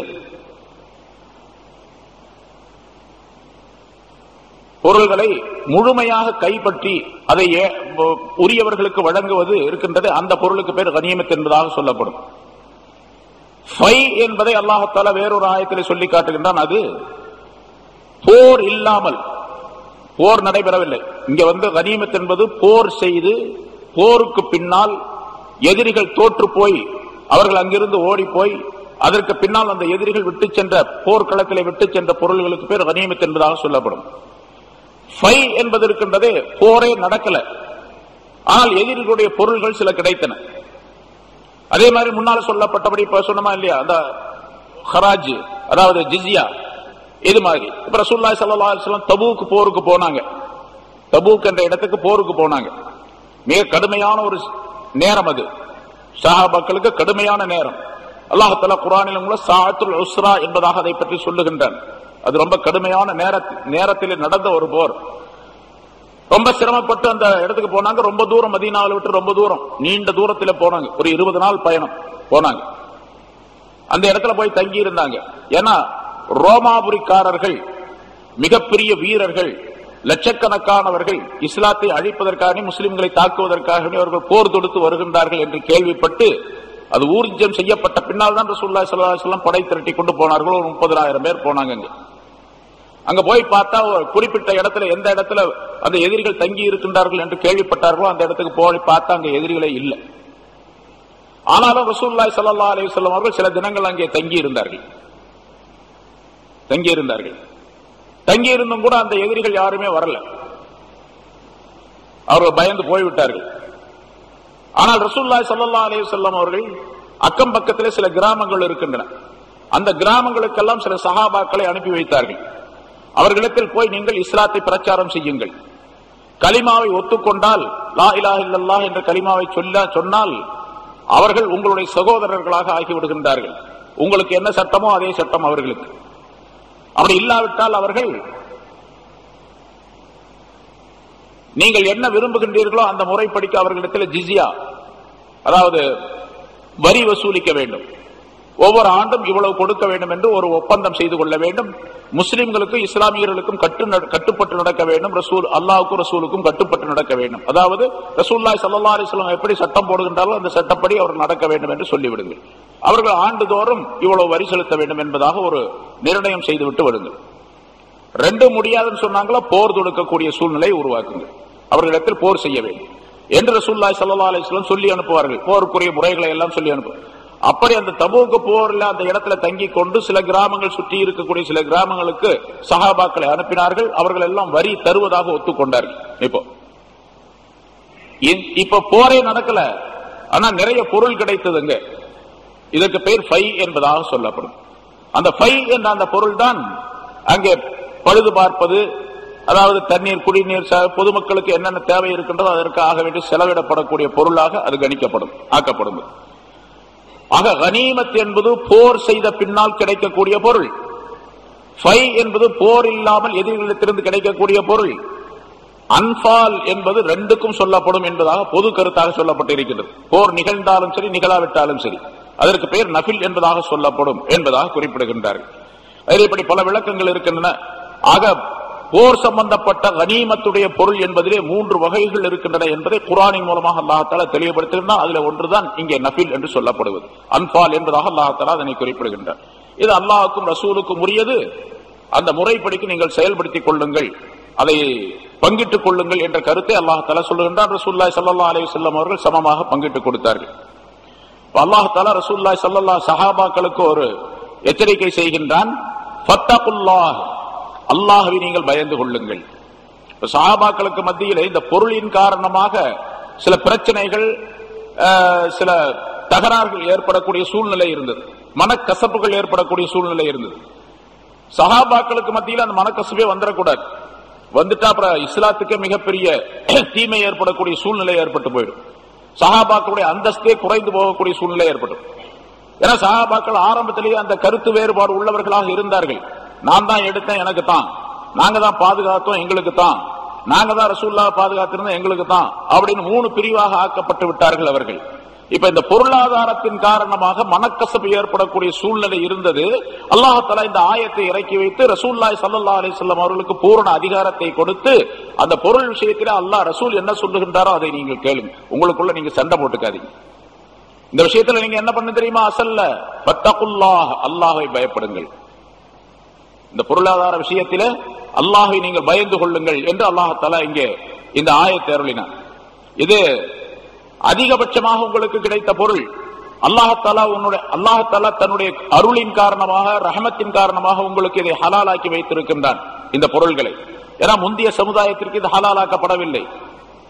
ஓதீது ஹம்சன் லம் யுதவுன்ன அஹதும் மின் கப்லி, நான் 5 விஷயங்கள் பிரத்யேகமாக கொடுக்கப்பட்டிருக்கின்றேன், வழங்கப்பட்டிருக்கின்றேன். இதற்கு முன்னால் எந்த நபிமாருக்கும் அந்த 5 விஷயங்கள் தரப்படவில்லை என்பதாக சொல்லி ரசூலுல்லாஹி ஸல்லல்லாஹு அலைஹி வஸல்லம் சொன்ன 5 விஷயங்கள் முன்னால் நிறைய ஹதீஸ்கள்ல ஆயத்துகளுக்கு விளக்கங்கள் சொல்லப்பட்டு இருக்கின்றன. அதுல ஒன்றுதான் உஹில்லத் லியல் கராயிமு வலம் தஹுல்ல லி அஹதின் கப்லி, இந்த கனிமத் என்ற இந்த பொருள் எனக்கு ஹலாலாக்கப்பட்டு இருக்கின்றது. இதற்கு முன்னால் உள்ள எந்த நபிமாருக்கும் அது ஹலாலாக்கப்படவில்லை. உங்களுக்கு அல்லாஹ் தஆலா இதை ஹலாலாக ஆக்கி தந்திருக்கின்றான். முன்னால் உள்ள நபிமார்களுக்கு சொன்னதை போன்று யாருமே இந்த பொருளை தொடக்கூடாது என்று இருந்தால் உங்களுடைய நிலை என்ன? முன்னால எப்படி இருந்துச்சு? இதே மாதிரி நபிமார்கள், எல்லா நபிமார்களும் போர் செய்தார்கள் எதிரிகளோடு. அந்த எதிரிகளிடத்திலிருந்து கனிமத்துடைய பொருள் கிடைக்கும், அதையெல்லாம் ஒன்று சேர்ப்பார்கள். ஆனால் ஒரு துரும்பை கூட யாரும் எடுக்கக்கூடாது, ஒரு துரும்பு கூட எடுக்கக்கூடாது, ஒரு தூசி கூட எடுக்கக்கூடாது. எல்லாவற்றையும் ஒன்றாக சேர்த்து அந்த மைதானத்தில் ஒரு இடத்தில் குவித்து வைத்து விட வேண்டும். வானத்திலிருந்து ஒரு மின்னல் வரும் அல்லது ஒரு நெருப்பு வரும், அந்த பொருளை கரித்து விட்டு சென்று விடும். அப்படியே கரியா போயிடுது, அழிச்சு நாசமாக்கும். அந்த நெருப்பு வந்து அழிச்சிடும், கரித்து விடும். அப்படி நெருப்பு கரித்து விட்டால் அந்த போர் அல்லாஹ் இடத்தில் ஏற்றுக்கொள்ளப்பட்டது என்பதாக பொருளாகும். அந்த போரே அல்லாஹ் இடத்தில் ஏற்றுக்கொள்ளப்பட்டு இவர்கள் செய்த தியாகம் அல்லாஹ் இடத்தில் ஒப்புக்கொள்ளப்பட்டதாக ஆக்கப்பட்டுவிடும். இல்லாவிட்டால் அந்த நெருப்பு வரல, அந்த பொருளை கரிக்கல அப்படின்னு வச்சுங்க, அப்ப அந்த ஜிஹாதும் ஏற்றுக்கொள்ளப்படவில்லை என்பதாக பொருளாகும். ஜிஹாது ஏற்றுக்கொள்ளப்பட்டது என்பதற்கு அடையாளமாக வானிலிருந்து நெருப்பு வந்து அந்த கனிமத்துடைய பொருளை கரித்து விட்டு சென்றுவிடும். யாருக்கும் அது கொடுக்கப்படுவது கிடையாது, யாருக்கும் பலன் இல்லாமல் இப்படி ஆக்கப்பட்டுவிடும். இது அல்லாஹ்தாலாவுடைய ஏற்பாடு. அவர் சர்வ அதிகாரம் பெற்றவன், எப்படி வேணாலும் செய்வான். அப்படி செய்து கொண்டிருந்தான் அல்லாஹ்தாலா. ஜக்காத்துடைய பொருளும் அப்படித்தான் இருந்துச்சு. பனி இஸ்ரவேலர்களுக்கு ஜக்காத்துடைய பொருள் எப்படி என்று சொன்னால், யாரும் ஜக்காத்து யாருக்கும் கொடுக்க கூடாது. ஜக்காத்து வந்து 4 ஒரு பங்கு கொடுக்க வேண்டும். 100 ரூபாய் இருந்துச்சுன்னா 25 ரூபாய் ஜக்காத்து கொடுக்கணும் அவங்களுக்கு. இப்ப 25 ரூபாய் வச்சிருந்தா என்ன, ஒருத்தரும் கூட கொடுக்க மாட்டாங்க. 2000 ரூபாய் கொடுக்கணும், 2.5% கொடுக்கணும் அப்படின்னு சொல்லும் போது நம்ம பேர் கொடுக்கறது இல்ல. 2.5% கொடுக்கணும்னு சொல்லும் போது வயசுல ஒரு தடவை கொடுத்தா போதும்னு சொல்றான் ஒருத்தன். வயசுல ஒரு தடவை கொடுத்தா போதும், வருஷம் வருஷம் கொடுக்க வேண்டியது இல்லை அப்படின்னு. என்ன 25% வச்சிருந்தா என்ன ஆகும், கொடுக்கவே வேண்டியதில்லை அப்படிலாம் சட்டமே கிடையாது அப்படின்னு சொல்லுவாங்க சுத்தமா. 4 ஒரு பங்கு ஜக்காத்து கொடுக்கப்பட்டு அந்த ஜக்காத்துடைய பொருள்களை எல்லாம் குறிப்பிட்ட ஒரு இடத்துல கொண்டு போய் குவித்து வைத்து விட வேண்டும். வானிலிருந்து நெருப்பு வந்து அதை கரித்து விட்டு சென்று விடும் அவங்களுக்கு. அதே மாதிரி போர் பொருள் கனிமத்துடைய பொருளும் அப்படித்தான் இருந்தது. ஸல்லல்லாஹு அலைஹி வஸல்லம் சொன்னார்கள், உஹில்லத் லியல் கனாயிமு வலம் தஹுல்ல லிஅஹதின் கப்லி. எனக்கு முன்னால் யாருக்குமே அது ஹலால் ஆகல, எனக்கு மட்டும் தான் ஹலால் ஆக்கப்பட்டிருக்கு. அதனால உங்களுக்கு ஹலாலாக்கப்பட்டு தரப்பட்டு இருக்கின்ற காரணத்தால் பத்தகுல்லாஹ், அல்லாஹ்வை நீங்கள் பயந்து கொள்ளுங்கள், சண்டை போட்டுட்டு இருக்காங்க என்று அல்லாஹ் தஆலா எச்சரிக்கை செய்கின்றான். சஹாபாக்கள் தக்வாவிலே உயர்ந்தவர்கள். ஆனா சின்ன சின்ன பிரச்சனை, மனித இயல்பு இன்சானியத் என்ற அடிப்படையில் சில மன நிலைகள் ஏற்படலாம். இது பத்ர் போர் ஆரம்ப போர், இதுக்கு முதல்ல அந்த மாதிரி பொருள் கிடைச்சதில்லை, ஒரு பெரிய வெற்றி கிடைத்தது. இந்த பொருள் கிடைத்தது, இன்னும் சொல்ல போனா சஹாபாக்கள் அந்த இடத்துல ரொம்ப பெரிய வறுமையிலே இருந்தார்கள். அந்த நேரத்தில் கொஞ்சம் பொருள் கிடைச்சு அப்படின்னு சொன்னா அது நமக்கு கிடைக்காதா அப்படின்னு ஆசைப்பட்டதுல ஒன்றும் தப்பு கிடையாது. இந்த பொருள் எங்களுக்கு கிடைக்காதா அப்படின்னு சொல்லி ஆசைப்பட்டதுல எவ்வளவு பேர் வறுமையில் இருந்தார்கள். 313 பேத்துக்கும் சேர்த்து 5 குதிரை தான் இருந்துச்சு, சாப்பாடு கிடையாது, மிகப்பெரிய சிரமத்தோடு இருந்தார்கள். அப்படிப்பட்ட சூழ்நிலையில அந்த பொருளை ஆசை வைத்ததில் தப்பும் கிடையாது. அவங்க அவ்வளவு பெரிய வறுமையில சிரமத்தில் இருந்தார்கள். அவர்கள் பல நாள் பட்டினி கிடந்தவர்கள் எல்லாம் அந்த கூட்டத்தில் இருக்கின்றார்கள். பல நாள் பட்டினியாக இருப்பவர்கள் எல்லாம் இருந்தார்கள். அந்த நேரத்தில் ஏதாச்சும் கொஞ்சம் பொருள் கிடைச்சுன்னா ஏதாச்சும் சாப்பிடலாமே அப்படின்னு நினைப்போறவங்க. வேற அதை வச்சுக்கிட்டு வீடு கட்ட போறாங்களா, மாடி வாங்க போறாங்களா, அது ஒண்ணும் கிடையாது. சாப்பிடலாம், ஏதாவது சாப்பாடு கிடைக்கும். அதையும் கூட ரசூலுல்லாஹி ஸல்லல்லாஹு அலைஹி வஸல்லம் அவர்களுக்கு அல்லாஹ் தஆலா உத்தரவு போட்டு, ரசூல் எப்படி சொல்லுகின்றாரோ அப்படி நடந்து கொள்ளுங்க, அல்லாஹ் பயந்துக்குங்க. இந்த விஷயத்துல உங்களுக்கு மத்தியில சண்டை கிண்ட போட்டுக்கிட்டு இருக்காதீங்க. வாசிலிஹு ஸாத்த பைனிக்கும், உங்களுக்கு மத்தியில நீங்கள் சீராக ஒழுக்கமாக இருங்கள், எந்த விதமான பிரச்சனையும் உருவாக்கி கொள்ள வேண்டாம், எந்த விதமான சண்டை சச்சரவுகளை உண்டாக்கி கொள்ள வேண்டாம் என்று அல்லாஹ் தஆலா குறிப்பிடுகின்றான். சண்டை சச்சரவுகள் இல்லாமல் நீங்கள் சீராக அதாவது சுமூகமாக நீங்கள் வாழ்ந்து கொள்ளுங்கள்.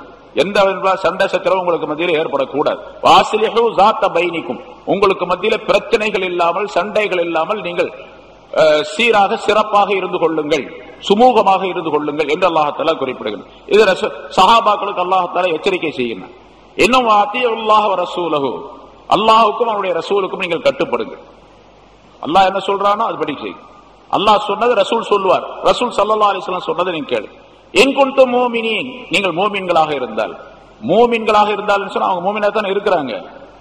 மூமின்கள்ல ரொம்ப உறுதியான ஈமான், அவங்கள போல ஈமான் உள்ளவர்கள் உலகத்துல யாரும் கிடையாது, அவங்கள போல தக்வா உள்ளவங்களும் யாரும் கிடையாது. ஏன்னா பின்னால் அல்லாஹ் தஆலா சான்று வழங்குகின்றது ஆரம்ப கட்டம். கடைசியாக அல்லாஹ் தஆலா அவர்களுக்கு சொல்லி காட்டினான், வஅல்ஸமஹும் கலிமத்தத் தக்வா வ கானூ அஹக்க பிஹா வ அஹ்லஹா. தக்வா என்ற வாசகத்தை வார்த்தை அல்லாஹ் தஆலா அவர்களுக்கு விதியாக்கி வைத்திருந்தான். அவர்களுக்கு தக்வா அவர்களுக்கு கட்டாயம் என்று ஆக்கி வைத்திருந்தான்.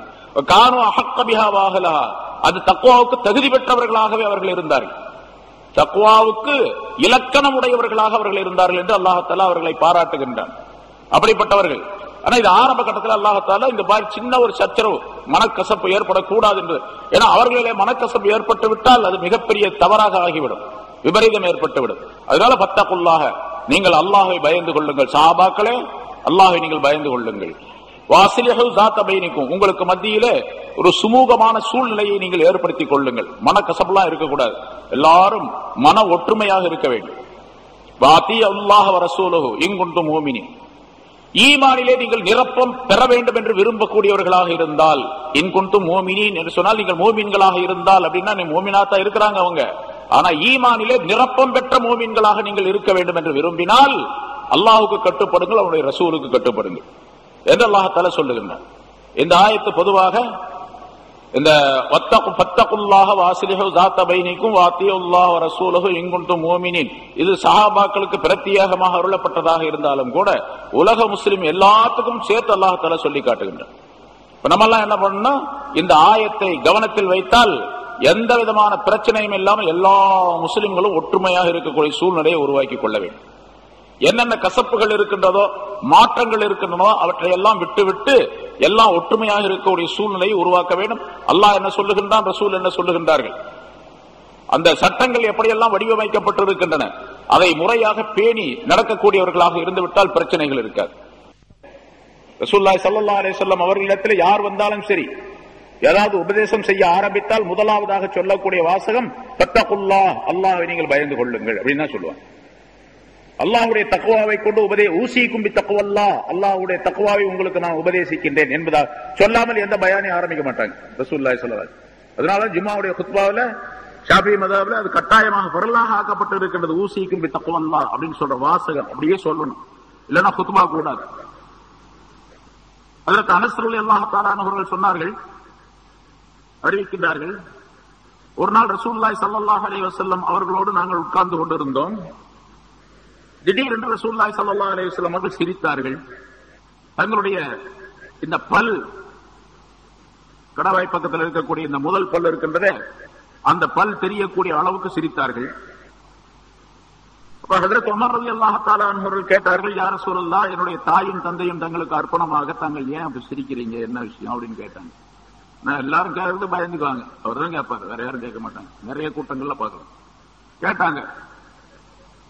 அப்ப ரசூலுல்லாஹி ஸல்லல்லாஹு அலைஹி வஸல்லம் அவர்கள் சொன்னார்கள், கியாமத்தினால் நடைபெறக்கூடிய ஒரு நிகழ்ச்சி அல்லது ரசூலுல்லாஹி ஸல்லல்லாஹு அலைஹி வஸல்லம் அவர்களுக்கு அல்லாஹ் தஆலா அந்த நேரத்தில் காட்டி இருக்கிறான் ஒரு நிகழ்ச்சி. அந்த நிகழ்ச்சியை ஸல்லல்லாஹு அலைஹி வஸல்லம் சொன்னாங்க, என்னுடைய உம்மத்திலிருந்து 2 மனிதர்கள் அல்லாஹ் தஆலாவுக்கு முன்னிலையிலே அவர்கள் மண்டியிட்டு உட்கார்ந்து கொண்டிருக்கின்றார்கள். அந்த 2 பேர்ல ஒருத்தர் சொன்னார், யா ரப்பி ஹுதுலி மதுலமத்தி மின் அஹி, இதா இருக்கார இருந்தால் என்னுடைய சகோதரர், முஸ்லிமான ஒரு சகோதரர், இவர் சில அநியாயங்கள் எனக்கு செஞ்சிட்டாரு, அந்த அநியாயத்துக்காக நீ ஏதாச்சும் பதில் செய்யணும், அந்த அநியாயத்தை நீ கேட்டு எனக்கு தீர்ப்பு செய்ய வேண்டும் அப்படின்னு சொல்லி இவர் அவரை பற்றி ரிப்போர்ட் சொன்னார் அல்லாஹ் தஆலாவிடத்தில். அல்லாஹ் தஆலா சொன்னான், அவரை பார்த்து சொன்னான், சரி உனக்கு என்ன அநியாயம் செய்தாரோ அதற்கு பதிலாக அவரிடத்திலிருந்து ஏதாவது நன்மை இருந்தால் அந்த நன்மை நீ எடுத்துக்கொள் அப்படின்னு சொன்னான். வேற ஹதீஸ்ல ரசூலுல்லாஹி ஸல்லல்லாஹு அலைஹி வஸல்லம் நிறைய சொல்றாங்க, யார் ஏழை என்பதாக கேட்டார்கள், பல தடவை சொல்லப்பட்டிருக்கின்றது. அப்படி அவரிடத்தில் நன்மை எடுத்துக்கொள்ள, அந்த நீ உனக்கு செய்யப்பட்ட அநியாயத்திற்கு பதிலாக அவரிடத்திலிருந்து நன்மை எடுத்துக்கொள்ள. இப்ப இவர் சொன்னாரு, யா அல்லாஹ், அவர் நிறைய நன்மையை கொண்டு வந்தாரு, ஆனா எல்லாத்துக்கும் கொடுத்துட்டாரு, சும்மா இருக்காரு, இப்ப அவருக்கு நன்மையே இல்லையே, நான் என்ன பண்றது, நான் எடுத்து எனக்கு கொடுப்பதற்கு அவரிடத்தில் எந்த நன்மையும் இல்லை என்பதாக சொன்னார். ஆகவே என்னுடைய பாவங்களை அவருக்கு நீ கொடுத்து விடலாமே அப்படின்னு சொல்லி சொன்னார். என்னுடைய பாவங்களை எல்லாம் அவருக்கு நீ கொடுத்து விடலாம் அப்படின்னு சொல்லி இந்த மனிதர் அல்லாஹ் தஆலாவிடத்தில் சொல்லுகின்றார். இப்படி சொல்லும் பொழுது ரசூலுல்லாஹி ஸல்லல்லாஹு அலைஹி வஸல்லம் அவர்கள் அவருடைய கண்களிலிருந்து கண்ணீர் வழிந்து ஓடிக்கொண்டிருக்கின்றன. உமர் ரலியல்லாஹு தஆலா, அனஸ் ரலியல்லாஹு தஆலா அவர்கள் சொல்லுகின்றார்கள், நபி அவர்கள் கண்களிலிருந்து கண்ணீர் வழிந்து ஓடிக்கொண்டிருக்கின்றது. அப்ப சொன்னாங்க ரசூலுல்லாஹி ஸல்லல்லாஹு அலைஹி வஸல்லம், இன்ன ذلك ليوم عظيم, அது ஒரு மகத்தான நாள், மிக கடினமான ஒரு நாள் இது. யௌமுன் யஹ்தாஜுன் நாஸு இலா மன் யதஹம்மலு அன்ஹும் மின் அவ்ஸாரிஹிம், தங்களுடைய பாவங்களை ஏற்றுக்கொள்ளவர்கள் யாராவது இருக்கிறார்களா என்று மனிதர்கள் தேடிக்கொண்டிருக்கக்கூடிய, தேவைப்பட்டுக் கொண்டிருக்கக்கூடிய, அடுத்த மனிதர்களிடத்தில் தேவைப்படுகின்ற ஒரு நாள் அது. தன்னுடைய பாவங்களுக்கு பரிகாரமோ, தன்னுடைய பாவத்தை பரிகரிக்கக்கூடிய விஷயமோ, அல்லது தன்னுடைய பாவங்களை ஏற்றுக்கொள்ளக்கூடிய மனிதர்களோ கிடைப்பார்களா என்று தேடிக்கொண்டிருக்கக்கூடிய, தேவைப்படக்கூடிய ஒரு நாளாக அது அமைந்திருக்கின்றது என்பதாக ரசூலுல்லாஹி ஸல்லல்லாஹு அலைஹி வஸல்லம் அவர்கள் இடையில இந்த வாசகத்தை சொல்லிவிட்டு சொன்னார்கள்.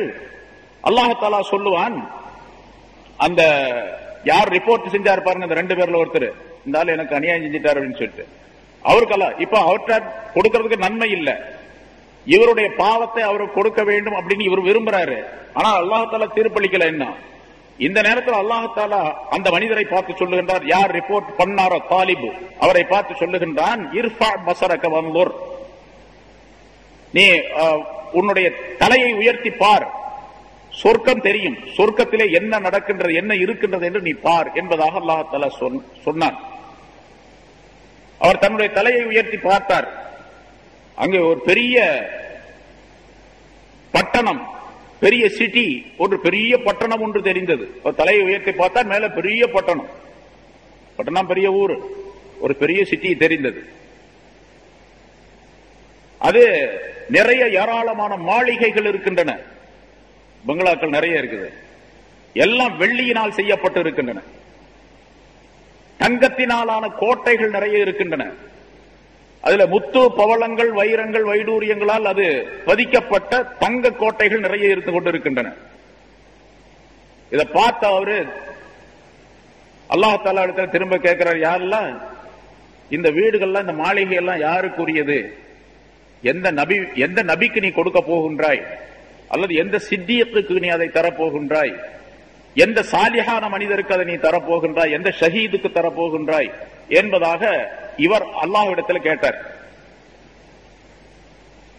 அல்லாஹ் தஆலா சொன்னான் அந்த மனிதரை பார்த்து, இது அப்படிலாம் நபிமாருக்கோ சித்தியீன்களுக்கோ தர்றது இல்ல, இதுக்குரிய விலையை யார் கொடுக்கிறாங்களோ அவங்களுக்கு தர்றது அப்படின்னு அல்லாஹ் தஆலா சொன்னான்.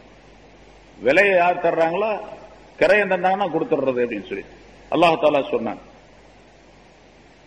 அப்ப இவர் கேட்டாரு, ரிப்போர்ட் பண்ணவரு, ஒமை எம்லிக்கு சமனாகு, யாரெல்லாம் இது என்ன, இதுக்கு விலை கொடுக்கறதுக்கு யாரால முடியும், காசு கொடுத்து வாங்குறதுக்கு யாரால முடியும் அப்படின்னு கேட்டாரு.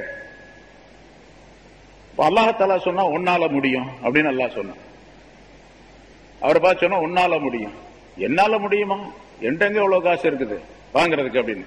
மாதா யா ரப்பி, என்ன அது, என்கிட்ட எப்படி காசு இருக்கு, என்னால முடியும்னு சொல்றீங்க அப்படின்னு.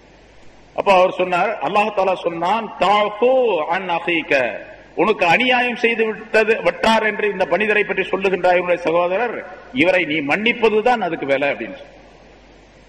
இவரை மன்னிப்பதுதான் விலை என்பதாக அல்லாஹ் தஆலா, யா ரப்பி கத் அஃபவ்து அன்ஹு, நான் அவர் மன்னிச்சிட்டேன் அப்படின்னு சொல்லி உடனே அவர் சொன்னார். அல்லாஹ் தஆலா சொன்னான், அவர் கையை பிடித்துக் கொண்டு 2 பேரும் சேர்ந்து அந்த சொர்க்கத்துக்கு போயிடுங்க அப்படின்னு சொன்னார். ரசூலுல்லாஹி ஸல்லல்லாஹு அலைஹி வஸல்லம் இதை சொல்லிவிட்டு ஃபத்தகுல்லாஹ வஅஸ்லிஹு ஸாத பைனிக்கும் என்ற இந்த ஆயத்தை வாசித்து காட்டினார்கள் என்பதாக குறிப்பிடுகின்றார்கள். எவ்வளவு அற்புதமான மார்க்கம், எவ்வளவு அற்புதமான வாழ்க்கை மனிதர்களுக்கு மத்தியில் இருக்க வேண்டிய வாழ்க்கை முறை இல்லாமலே சிதைந்து கிடக்கின்றது. தனி மனிதர்கள், ஜமாத்துகள், தலைவர்கள், தொண்டர்கள் எல்லாமே மாறி போய் கிடக்கக்கூடிய சூழ்நிலை இருக்கு. ஏன் சுனாமி ஏற்படாது, ஏன் இது வராது, அது வராது, மழை பெய்யாம எப்ப பார்த்தாலும் பாருங்க, என்ன மே மாசம் மாதிரியே இருக்குது, இன்னும் வெயில் அடிக்குது என்று இருந்தால் ஏன் வராது? எந்த இங்க ஃபத்தகுல்லாஹ என்ற இந்த வார்த்தைக்குரிய இலக்கணமே போயிடுச்சு சுத்தமா. வாசிலிஹு ஸாத பைனிக்கும் அதுவும் கிடையாது, அத்தியவுல்லாஹ கிடையாது, அத்தியவுர் ரசூல் கிடையாது, மூமினீன் நீங்கள் மூமின்களா அப்படின்னு கேட்டா மூமின்களும் கிடையாது. பேருக்கு மூமின்களாக அட்ரஸ் வச்சுக்கிட்டு இருக்கிறோம், அவ்வளவுதான். நம்ம இதை எல்லாவற்றையும் ரசூலுல்லாஹி ஸல்லல்லாஹு அலைஹி வஸல்லம் அவர்கள் இந்த ஹதீஸின் மூலமாக நமக்கு தெளிவுபடுத்துகின்றார்கள். நிறைய ஹதீஸுகள் இது சம்பந்தமாக சொல்லப்பட்டு இருக்கின்றன. ரசூலுல்லாஹி ஸல்லல்லாஹு அலைஹி வஸல்லம் அவர்கள் சொன்னார்கள், அலா உஹ்பிருக்கும் பி அஃலல மின் தரஜத்தி ஸியாமி வஸ்ஸதகா வஸ்ஸலாத், நோன்பு, தொழுகை, தான தர்மங்கள் ஆகியவற்றை விட ஒரு சிறந்த காரியத்தை உங்களுக்கு சொல்லட்டுமா அப்படின்னு கேட்டாங்க ஒரு தடவை. இதை விட சிறந்த காரியம், நோன்பு, தொழுகை, தான தர்மங்கள் அப்படின்னு சொன்னா என்ன அர்த்தம் கேட்டா நஃபிலானவை அப்படின்னு அர்த்தம். பரல தொழுகை அல்ல, பரல நோம்பு அல்ல, பரல தவிர மற்றதெல்லாம் அர்த்தம். ஏன்னா பரல அதை விட சிறந்தது அப்படின்னு இதை வச்சுக்க கூடாது. நஃபிலான நோன்புகள், நஃபிலான சதகாக்கள், நஃபிலான ஜகாத்துகள், சதகாக்கள் தர்மங்கள், நோன்பு, தொழுகை, ஜகாத், இதெல்லாம் சதகா. இதை விட மிகச் சிறந்தது ஒன்றை உங்களுக்கு சொல்லித் தரட்டுமா அப்படின்னு கேட்டாங்க. ஆமா யா ரசூலுல்லாஹ் சொல்லித் தாருங்கள் என்பதாக நாங்கள் சொன்னோம். அப்பொழுது ரசூலுல்லாஹி ஸல்லல்லாஹு அலைஹி வஸல்லம் சொன்னார்கள், இஸ்லாஹு ஸாத்தில் பைன் வ ஃபஸாது ஸாத்தில் பைன் ஹில் ஹாலிகா. மனிதர்களுக்கு மத்தியிலே சண்டையிட்டுக் கொண்டு இருக்கக்கூடியவர்களுக்கு மத்தியிலே சுமூகமான ஒற்றுமையான ஒரு சூழ்நிலையை ஏற்படுத்தி வைப்பது. அதுதான் இது எல்லாத்த விட, நீங்க 1000 ரக்காத் நஃபில் தொழுகிறத விட, ஆயிரக்கணக்கான லட்சக்கணக்கான தர்மம் செய்யறதை விட, ஏராளமாக நோன்பு வைப்பதை விட, நஃபில் நோன்பு வைப்பதை விட மிகச்சிறந்து மக்களுக்கு மத்தியிலே ஒற்றுமையை ஏற்படுத்துவது, சுமூகமான சூழ்நிலையை ஏற்படுத்துவது. மக்களுக்கு மத்தியில ஃபசாதை உண்டாக்குவது இருக்கின்றது. அது மக்களுக்கு மத்தியில ஃபசாது, குழப்பத்தை உண்டாக்குவது ஹியல் ஹாலிகா. அதுதான் சிரைக்கக்கூடியது, மனிதனை மொட்டையடிக்கக்கூடியது என்பதாக சொன்னார். மொட்டையடிக்கக்கூடியது. இன்னொரு இடத்துல, இன்னொரு ஹதீஸ்ல சொல்றாங்க, தப்ப இலைக்கும் தாவுல் உமம். முந்திய சமுதாயத்தினுடைய ஒரு நோய் உங்களையும் தொற்றிக் கொண்டது. முந்திய சமுதாயத்திலே இருந்த ஒரு நோய் உங்களுக்கும் ஏற்பட்டு விட்டது. அது என்ன தெரியுமா? அல் ஹசது வல் பக்லா. அது பொறாமையும் மனக்கசப்பும். பொறாமையும் மனக்கசப்பும். அடுத்தவரின் மீது, சகோதரர்களின் மீது, மற்ற முஸ்லிம்களின் மீது, மற்ற மனிதர்களின் மீது பொறாமை, மனக்கசப்பு, போட்டி, தவறான எண்ணம், இவையெல்லாம் உங்களுக்கு ஏற்படும். இது முந்தைய சமுதாயத்தில் இருந்தது, அது உங்களுக்கும் வந்துருச்சு. ஹியல் ஹாலிகா. அதுதான் சிரைக்கக்கூடியது, அதுதான் சிரைக்கக்கூடியது. லா அகூலு தஹலிகு ஷஅர. முடிய சிரைக்கும் அப்படின்னு நான் சொல்லல. வலாக்கின் தஹலிகு தீனஸ். தீன மொட்டை அடிச்சணும்.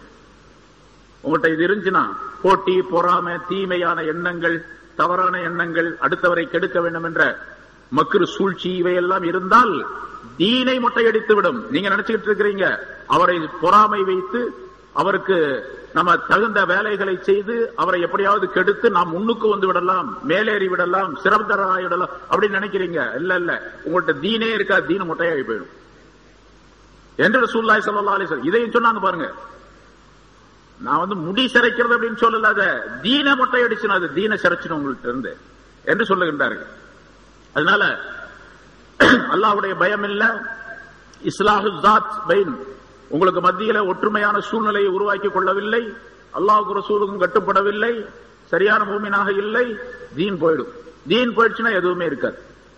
இன்னொரு தடவை சொன்னாங்க ரசூலுல்லாஹி ஸல்லல்லாஹு அலைஹி வஸல்லம் அவர்கள், ஹஜ்ரத் இப்னு உமர், அப்துல்லாஹ் இப்னு உமர் রাদিয়াল্লাহு தஆலா அவர்கள் அறிவிக்கின்றார்கள், ஒரு நாள் மிம்பரிலே ரசூலுல்லாஹி ஸல்லல்லாஹு அலைஹி வஸல்லம் ஏறினார்கள்.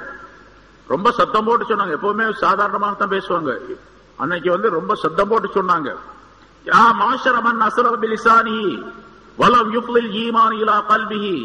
ஏ நாக்கில் மட்டும் ஈமான் கொண்டிருக்கக்கூடியவர்களே, ஈமான் கல்பின் பக்கம் போய் சேராதவர்களே, லா தூசுல் முஸ்லிமீன, முஸ்லிம்களை தொந்தரவு செய்யாதீங்க, முஸ்லிம்களுக்கு தொந்தரவு கொடுக்காதீங்க, கஷ்டப்படுத்தாதீங்க. வலா துஅய்யிருஹும், அவர்களை குறை சொல்லிக் கொண்டிருக்காதீர்கள் முஸ்லிம்களை எல்லாம். வலா தத்தபிஉ அவ்ராத்திஹிம், அவருடைய குறைகளை நீங்கள் ஆராய்ச்சி செய்து கொண்டிருக்காதீர்கள். மற்றவருடைய குறைகள் எல்லாம், முஸ்லிம்களுடைய குறைகளை ஆராய்ச்சி செய்து கொண்டிருக்காதீர்கள். ஃபைன்னஹு மன் யத்தபிஉ அவ்ரத அஹீஹில் முஸ்லிம் யத்தபிஉ அல்லாஹு அவ்ரதஹு. எவரேனும் ஒருவர் முஸ்லிமான மனிதருடைய சகோதரருடைய குறைகளை ஆராய்ச்சி செய்ய ஆரம்பித்தால் அல்லாஹ் இவருடைய குறையை ஆராய்ச்சி செய்ய ஆரம்பிச்சிடுவான். வமன் யத்தபிஉ அல்லாஹு அவ்ரதஹு யஃப்லஹு வலவ் ஃபீ ஜவ்ஃபி ரஹலிஹி. எவரை அல்லாஹ் தஆலா, எவருடைய குறையை அல்லாஹ் தஆலா ஆராய்ச்சி செய்ய ஆரம்பித்தானோ அவரை அல்லாஹ் தஆலா கேவலப்படுத்திடுவான். அவர் தன்னுடைய வாகனத்தினுடைய உள்பகுதியிலே இருந்தாலும் சரி, அதாவது எவ்வளவு மறைவாக இருந்தாலும் சரி, அந்த கேவலத்தை அல்லாஹ் தஆலா வெளிப்படுத்திடுவார். இவர் மறைவாக இருந்தாலும் சரி, அவர் கோட்டைக்குள்ள இருந்தாலும் சரி. இங்க ஸல்லல்லாஹு அலைஹி வஸல்லம் வலவ் பி ஜவ்ஃபி ரஹலிஹி என்று சொல்லக்கூடிய வாசகம் என்ன, நேரடி அர்த்தம் என்ன தெரியுமா? அவர் தன்னுடைய வாகனத்தினுடைய நடு பகுதியிலே இருந்தாலும் சரி என்று சொன்னா, ஒரு கார் இருக்குதுன்னு வச்சுங்க, அந்த காலத்துல ஒட்டகத்தை வச்ச, ஒட்டகத்துல ஒரு அம்பாரி இருக்கு, அம்பாரிக்குள்ள உட்கார்ந்து அதுக்கு மேல மூடி போட்டுக்கிட்டு யாருக்கு தெரியாம உள்ள உட்கார்ந்து இருந்தாலும் சரி, அவர் அல்லாஹ் தஆலா கபியஹப்படுத்திடுவார், கேவலப்படுத்திடுவார். இப்ப ஒருத்தர் தன்னுடைய மாளிகைக்குள்ள இருக்கிறாரு, நான் எங்க வெளியே போறேன், என்ன வெளியே போனாலும் என்ன கேவலப்படுத்துறது, நான் வீட்டுக்குள்ளதானே இருப்பேன். எனக்கு எல்லா வசதியும் இருக்குது, ஆள் அம்பு இருக்கு, எல்லாம் இருக்கு, நான் வெளியே போக வேண்டிய அவசியமே இல்லை அப்படின்னு சொல்லி வீட்டுக்குள்ளே இருந்தாலும் சரி, அவர் இந்த தன்மை உடையவராக இருந்தால் அவர் அல்லாஹ்வுத்தாலா கேவலப்படுத்தினார் என்று பொருளாகும். ஆக சஹாபாக்களுக்கு சொல்லக்கூடிய அந்த வாசகம் இருக்கின்றது, அவர்களுக்கு அல்லாஹ்வுத்தாலா பொதுவாக இது உலக மக்களுக்கு சொல்லக்கூடியதுதான், உலக முஸ்லிம்களுக்கு சொல்லக்கூடியதுதான். சஹாபாக்களை பார்த்து அல்லாஹ்வுத்தாலா சொல்ல, அங்க சின்ன நிகழ்ச்சி நடந்தது, கொஞ்ச நேரம் தானே அந்த நிகழ்ச்சி. அந்த பொருளை எனக்கு கிடைச்சா நல்லா இருக்குன்னு நினைச்சாங்க உலகம்.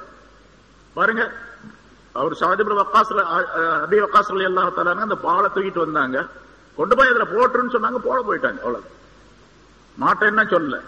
அல்லது ரசூலுல்லாஹி ஸல்லல்லாஹு அலைஹி வஸல்லம் சொன்னதுனால மனசுல ஏதாச்சும் வருத்தம் இருந்துச்சு, அந்த வருத்தம் கிடையாது. அவருக்கு வருத்தம் எல்லாம் தன்னுடைய சகோதரர் இறந்துட்டார் அப்படிங்கிறது. சரி, இதை ஒரு வாள் கிடைச்சா நல்லா இருக்குமே, உதவியா இருக்குமே அப்படின்னு சொல்லி நான் அந்த வாளை வச்சு என்ன பண்ண போறாங்க, போருக்காக வேண்டிதான், அது ஜிஹாதுக்காக வேண்டித்தான், ஜிஹாதுக்காக வேண்டி பயன்படுத்தலாம் அப்படின்னு நினைச்சாங்க. அதே ரசூலுல்லாஹி ஸல்லல்லாஹு அலைஹி வஸல்லம் போட சொன்னாங்க, ஆனா திரும்ப எடுத்துக்க சொன்னாங்க. அவருக்கு சந்தோஷம் ஆயிடுச்சு. ரெண்டு பேரும் சண்டை போட்டு ஒரு வாழை போய் எடுத்தாங்க, அந்த வாழையும் கூட ரசூலுல்லாஹி ஸல்லல்லாஹு அலைஹி வஸல்லம் உனக்கும் இல்லைன்ட்டாங்க. இப்ப சஹாபாக்களுக்கு எந்த வருத்தம் கிடையாது. ஆனா அவர்களை பார்த்து அல்லாஹ் தஆலா சொல்லுகின்றான், ஃபத்தகுல்லாஹ், அல்லாஹ்வை நீங்கள் பயந்து கொள்ளுங்கள், வாஸ்லிஹு ஸாத பைனிக்கும், உங்களுக்கு மத்தியிலே நீங்கள் சுமூகமாக இருங்கள், வாத்தியுல்லாஹ், அல்லாஹ்வுக்கு கட்டுப்படுங்கள், ரசூலுஹு, ரசூலுக்கு கட்டுப்படுங்கள், இன் குன்தும் முஃமினீன், நீங்கள் சரியான மூமினாக இருந்த என்று அல்லாஹ் தஆலா சொல்லும்போது மற்றவர்களுக்கு தாராளம். நமக்கெல்லாம் அவர்களை விட ஆயிரக்கணக்கான மடங்கு அதிகமான ஒரு வலிமையுடன் இந்த ஆயத்தை கடைபிடிக்க வேண்டிய கட்டாய நிலையில் நாம் இருந்து கொண்டிருக்கின்றோம் என்பதை நாம் கவனிக்க வேண்டும். அல்லாஹ் தஆலா அத்தகைய நல்ல பண்புகளை நம் அனைவருக்கும் அல்லாஹ் தஆலா தந்தருள்வானாக. வாஹிர் தஅவானா அல்ஹம்துலில்லாஹி ரப்பில் ஆலமீன். அல்ஹம்துலில்லாஹி நஹ்மதுஹு வ நஸ்தஈனுஹு வ நஸ்தக்ஃபிருஹு வ நு'மினு பிஹி வ நதவக்கலு அலைஹி வ நஊது பில்லாஹி மின் ஷுரூரி அன்ஃபுஸினா வ மின் ஸய்யிஆத்தி அஅமாலினா மன் யஹ்திஹில்லாஹு ஃபலா முضில்ல லஹு வ மன் யுضللஹு ஃபலா ஹாதிய லஹு ونشهد أن لا إله إلا الله وحده لا شريك له ونشهد أن سيدنا ونبينا مولانا محمدا عبده ورسوله أرسله الله بالحق بشيرا ونذيرا وداعيا إلى الله بإذنه وسراجا منيرا. أما بعد، فقد قال الله تعالى في كلامه القديم: أعوذ بالله من الشيطان الرجيم، بسم الله الرحمن الرحيم. كما أخرجك ربك من بيتك بالحق وإن فريقا من المؤمنين لكارهون يجادلونك في الحق بعدما تبين كأنما يساقون إلى الموت وهم ينظرون وإذ يعدكم الله إحدى الطائفتين أنها لكم وتودون أن غير ذات الشوكة تكون لكم ويريد الله أن يحق الحق بكلماته ويقطع دابر الكافرين ليحق الحق ويبطل الباطل ولو كره المجرمون. صدق الله العظيم. கணியத்திற்குரிய பெரியோர்களே, சகோதரர்களே, அல்லாஹ்வுடைய கிருபையால் 612வது வாரமாக தப்சீருடைய இந்த தொடர் பயான் இப்பொழுது ஆரம்பிக்கப்படுகிறது. சூரத்துல் அன்ஃபால் என்ற அத்தியாயத்தினுடைய 4 ஆயத்துகள் இதற்கு முன்னால் விளக்கம் சொல்லப்பட்டு இருக்கின்றன. முன்னால் சொல்லப்பட்ட ஆயத்தில் இன்னமல் முஃமினூன அல்லதீன ஆமனு இதா துக்கிரல்லாஹ் இன்னமல் முஃமினூன இதா துக்கிரல்லாஹு வஜிலத் குலூபுஹும் என்ற ஆயத்தினுடைய தொடரிலே மூமினானவர்கள் இப்படித்தான் இருக்க வேண்டும் என்று அல்லாஹ் தஆலா சொல்லி காட்டினான். அடுத்து அந்த சம்பவத்தினுடைய தொடரை குறிப்பிடுகின்றான். அதாவது பத்ரு போர் சம்பந்தமான உள்ள ஒரு தொடர். கமா அஹ்ரஜக ரப்புக மின் பைத்திக பில் ஹக்கி, நபியே, உம்முடைய இரட்சகன், உம்முடைய ரப்பு உம்முடைய வீட்டிலிருந்து உம்மை வெளிப்படுத்தியதை போன்றே, சத்தியத்தை கொண்டு வெளிப்படுத்தியதை போன்றே என்று அல்லாஹ் தஆலா குறிப்பிடுகின்றான். இந்த பத்ருடைய போர் நடந்து அதிலே கனீமத்துடைய பொருள்கள் கிடைத்து அதை பங்கிட்டு மக்களுக்கு கொடுத்ததும், அந்த சஹாபாக்களுக்கு கொடுத்ததும் ஒரு சத்தியமான விஷயம். அதே போன்று அந்த போர் நடந்ததும் சத்தியமான விஷயம். இங்கே கமா அஹ்ரஜக, உம்மை வெளிப்படுத்தியதை போன்று என்று அல்லாஹ் தஆலா சொல்லுவதன் மூலமாக உலமாக்கள் இதற்கு பல கருத்துக்களை சொல்லுகின்றார்கள். உம்முடைய ரப்பு உம்முடைய வீட்டிலிருந்து சத்தியத்தை கொண்டு உம்மை வெளிப்படுத்தியதை போன்று என்பதோடு அல்லாஹ்தாலா நிறுத்தி கொண்டான். அடுத்து வரக்கூடிய வாசகம் ஆயத்து வேறு கருத்தை சொல்லுகின்றது. போன்று என்று சொன்னால் என்ன விளக்கம் என்பதற்கு உலமாக்கள் முஃபஸ்ஸிரீன்கள் பல கருத்துக்களை சொல்லுகின்றார்கள். இந்த கனீமத்துடைய பொருள் பங்கிடப்பட்டது சத்தியமான உண்மையான நிகழ்வாகும். எப்படி சத்தியமாக உம்முடைய வீட்டிலிருந்து அல்லாஹ்தாலா வெளிப்படுத்தி வைத்தானோ மக்காவிலே, அதே போன்று இதுவும் சத்தியமான விஷயமாகும். அதே போன்று யஸ்அலூனக அனில் அன்ஃபால் குலில் அன்ஃபால் லில்லாஹி வர் ரசூல், இந்த போர் பொருளை பற்றி நபியே உம்மிடத்தில் கேட்கின்றார்கள், அது அல்லாஹுக்கும் ரசூலுக்கும் சொந்தமானது என்று நீங்கள் சொல்லிவிடுங்கள் என்று அல்லாஹ்தாலா சொன்னானே, அதிலே அந்த போரிலே கிடைத்த அந்த பொருள்கள் எல்லாம் அல்லாஹுக்குரியது, ரசூலுக்குரியது. இங்கே ரசூலுல்லாஹி ஸல்லல்லாஹு அலைஹி வஸல்லம் அவர்கள் எப்படி அந்த பொருளை பங்கிட வேண்டும் என்று விரும்புகின்றார்களோ அப்படியே பங்கிடுவதுதான் சத்தியமானது, உண்மையானது. உம்முடைய ரப்பு உம்முடைய வீட்டிலிருந்து உம்மை சத்தியத்தை கொண்டு வெளிப்படுத்தியதை போன்றே இந்த போர் பொருளும் அல்லாஹுக்குரியது, உடைய ரசூலுக்கு உரியது என்பதும் சத்தியமானது என்று மற்றொரு கருத்து. அல்லது உம்முடைய ரப்பு உம்மை வெளிப்படுத்தியதை போன்று என்று சொன்னால், இதற்கு மேலே உள்ள ஆயத்திலே கமா அஹ்ரஜக என்று தொடங்கக்கூடிய இந்த ஆயத்திற்கு முன்னாலே அல்லாஹ்தாலா கடைசியாக அந்த 5 விதமான சிபாத்துகள், தன்மைகளை சொல்லி முடிக்கும் பொழுது உலாயிக ஹுமுல் முஃமினூன ஹக்கா என்று சொன்னான். அவர்கள்தான் உண்மையான மூமின்கள், சத்தியமான மூமின்கள் என்பதாக சொன்னான். இந்த 5 விதமான தன்மைகளை கொண்டவர்கள் உலாயிக ஹுமுல் முஃமினூன ஹக்கா, அவர்கள்தான் சத்தியமான மூமின்கள். எப்படி சத்தியமான மூமின்கள் என்று சொன்னால், உம்முடைய வீட்டை விட்டும் சத்தியத்தை கொண்டு உம்முடைய ரப்பு வெளிப்படுத்தினான அதை போல என்பதாக மற்றொரு கருத்து. ஆக அங்க சத்தியம் உண்மை என்பதை நிலைப்படுத்துவதற்காக வேண்டி அல்லாஹ்தாலா ஒப்பிட்டு காட்டுகின்றான். சரி, இங்கே இப்படி பல கருத்துக்கள் சொல்லப்பட்டிருக்கின்றன.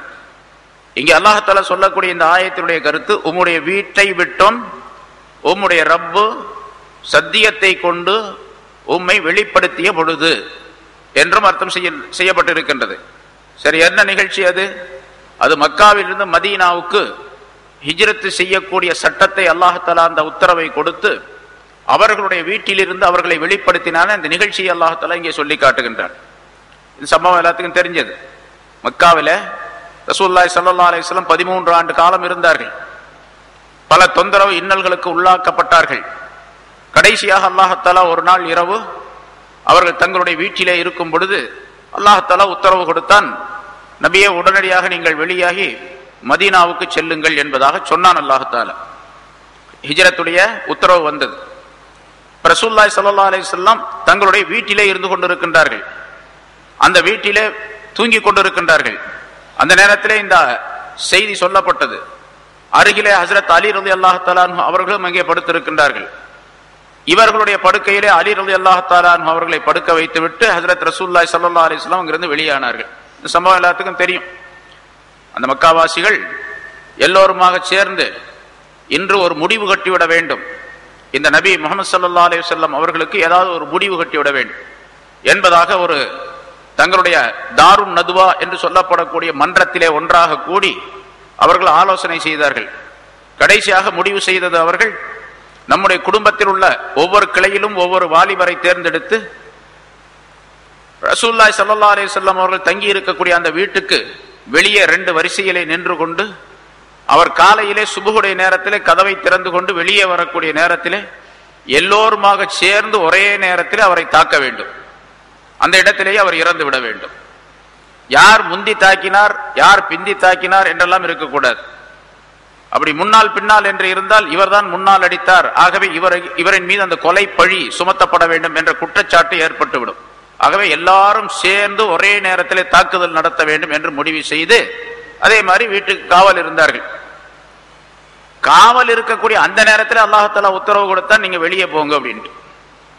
அல்லாஹ் தன்னுடைய குதுரத்தை நிலை நிறுத்துவதற்காக வேண்டி அல்லாஹ் ஒரு மனிதரை காப்பாற்ற வேண்டும் என்று நாடிவிட்டால் எப்படிப்பட்ட பாதுகாப்பு இருந்தாலும் சரி அல்லாஹாலா, எப்படிப்பட்ட எதிரிகள் இருந்தாலும் சரி அல்லாஹாலா அவரை பாதுகாத்து விடுவான் என்பதற்கு சான்றாகவும் அல்லாஹ் இந்த நிகழ்ச்சியை நடத்தி காட்டினான். எதிரிகள் கொஞ்சம் கூட தூங்காம விழித்துக் கொண்டே இருக்கின்றார்கள். தூங்கவே கூடாது, யாரும் மிக ஜாக்கிரதையாக இருக்க வேண்டும். எப்ப அந்த கதவு திறக்கப்படுகின்றதோ அதை எதிர்பார்த்து கொண்டே நிற்க வேண்டும் என்று இரவு முழுதும் காத்திருக்கின்றார்கள் பல நபர்கள். உள்ளே ரசூலுல்லாஹி ஸல்லல்லாஹு அலைஹி வஸல்லம் அலி ரலியல்லாஹு தஆலா அவர்கள் இருக்கின்றார்கள். அலி ரலியல்லாஹு தஆலா அவர்களை எழுப்பி, அல்லாஹ் தஆலாவுடைய உத்தரவு வந்து விட்டது, நீங்க என்னுடைய படுக்கையில படுத்துக் கொள்ளுங்கள், என்னிடத்தில் இன்னென்னார் அமானிதமாக பொருள்களை கொடுத்து வைத்திருக்கின்றார்கள், அந்த பொருள்களை எல்லாம் உரியவர்களிடத்தில் சரியாக ஒப்படைத்து விட்டு பிறகு நீங்கள் வந்து சேருங்கள் என்பதாக சொல்லிவிட்டு, ஹஜ்ரத் அலி ரலியல்லாஹு தஆலா அவர்கள் சரியான வாலிபர், 20 வயசு இருக்கும் அந்த நேரத்தில், அல்லது 18 வயசு இருக்கும், அந்த வாலிபரை படுக்க வைத்து விட்டு ரசூலுல்லாஹி ஸல்லல்லாஹு அலைஹி வஸல்லம் வெளியானார்கள். அல்லாஹ் தஆலாவுடைய உத்தரவின்படி அவர்கள் சூரை யாசீனில் உள்ள ஃபஹும் லா யுப்ஷிரூன் ஃபஅக்ஷைனாஹும் ஃபஹும் லா யுப்ஷிரூன் என்ற இந்த ஆயத்தை ஓதினார்கள்.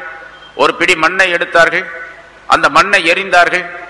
அவர்கள் அந்த 2 பக்கங்களில் நின்று கொண்டிருந்த அவர்கள் ஒவ்வொருவருடைய வாயிலும் கண்களிலும் அந்த மண் விழுந்தது, மண்ணுடைய துகள்கள் விழுந்தன. அவர்கள் பார்க்க முடியாதவர்களாக ஆகிவிட்டார்கள். ரசூலுல்லாஹி ஸல்லல்லாஹு அலைஹி வஸல்லம் அங்கிருந்து வெளியேறி வந்துட்டாங்க. அந்த நிகழ்ச்சியை தான் அல்லாஹ் தஆலா இங்கே சொல்லி காட்டுகின்றான். அஹ்ரஜக ரப்புக பிம் பைத்திக பில் ஹக்கி, உம்முடைய ரப்பு உம்மை உம்முடைய வீட்டிலிருந்து சத்தியத்தை கொண்டு வெளியாக்கி வைத்த நேரத்தை சிந்தித்து பாருங்கள். எப்படிப்பட்ட சூழ்நிலை அது! எத்தனை பெரிய படைகள் இருந்தாலும் சரி, அல்லாஹ் நாடினால், அவனுடைய நாட்டம் இருந்தால், பாதுகாப்பு என்பது மிக எளிதாக மிக லேசான ஒரு பொருளின் மூலமாக கிடைத்துவிடும். அதை அல்லாஹ் தஆலா இங்கே சொல்லி காட்டுகின்றான். இன்னொரு கருத்தும் இங்கே விளக்கப்படுகின்றது.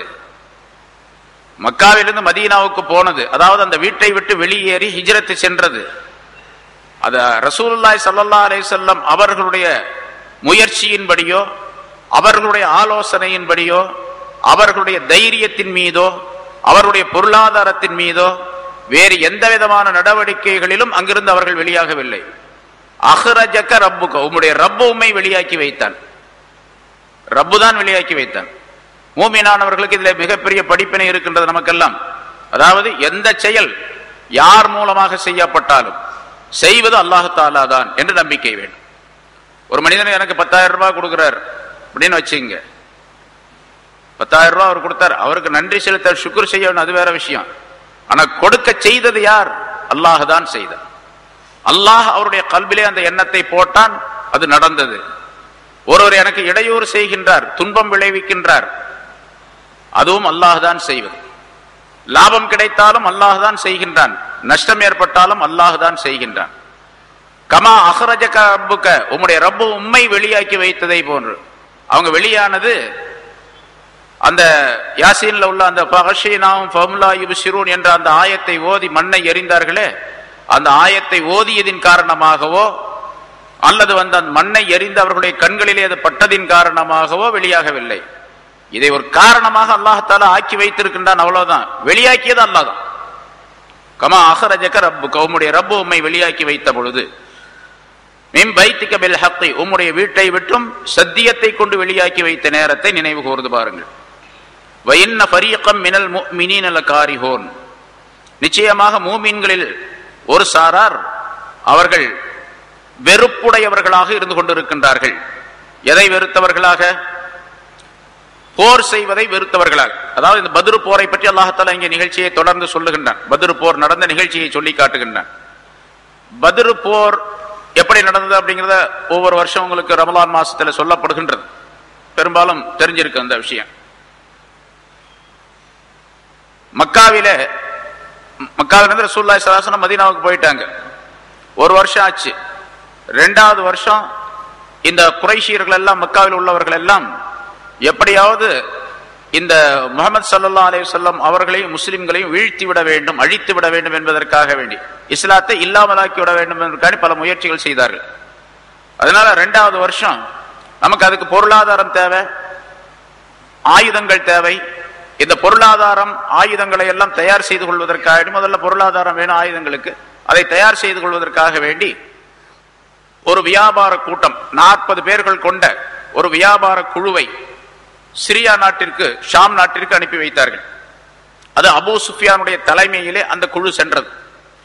அந்த வியாபாரத்திலே எவ்வளவு லாபம் கிடைக்கின்றதோ அந்த லாபம் மட்டுமல்ல, அந்த பொருள்களும் அசல் பொருள்களும் சேர்த்து, முதலீடுகளும் சேர்த்து, அப்படியே அது பூராத்தையும் இஸ்லாத்தை எதிர்ப்பதற்காக வேண்டி, முஸ்லிம்களை அழிப்பதற்காக வேண்டி, போர் செய்வதற்காக வேண்டி பயன்படுத்திக் கொள்ள வேண்டும் என்ற ஒரு முடிவின்படி ஒரு குழு புறப்பட்டு சென்றது.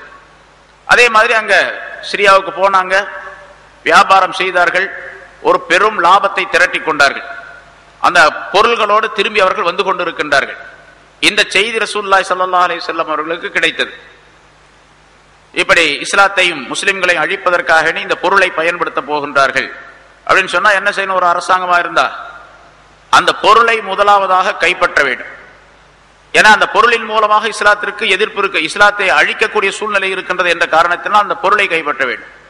ரசூலுல்லாஹி ஸல்லல்லாஹு அலைஹி வஸல்லம் அவர்கள் அந்த வியாபார கூட்டம் எந்த வழியாக வருகின்றதோ அந்த வழியிலே போய், எந்த வழியாக வருகின்றார்கள், எந்த நேரத்திலே மக்காவுக்கு இந்த மதீனாவுக்கு அருகிலே வந்து சேருகின்றார்கள் என்று உளவறிவதற்காக வேண்டி ஒரு 2 பேரை அனுப்பினார்கள்.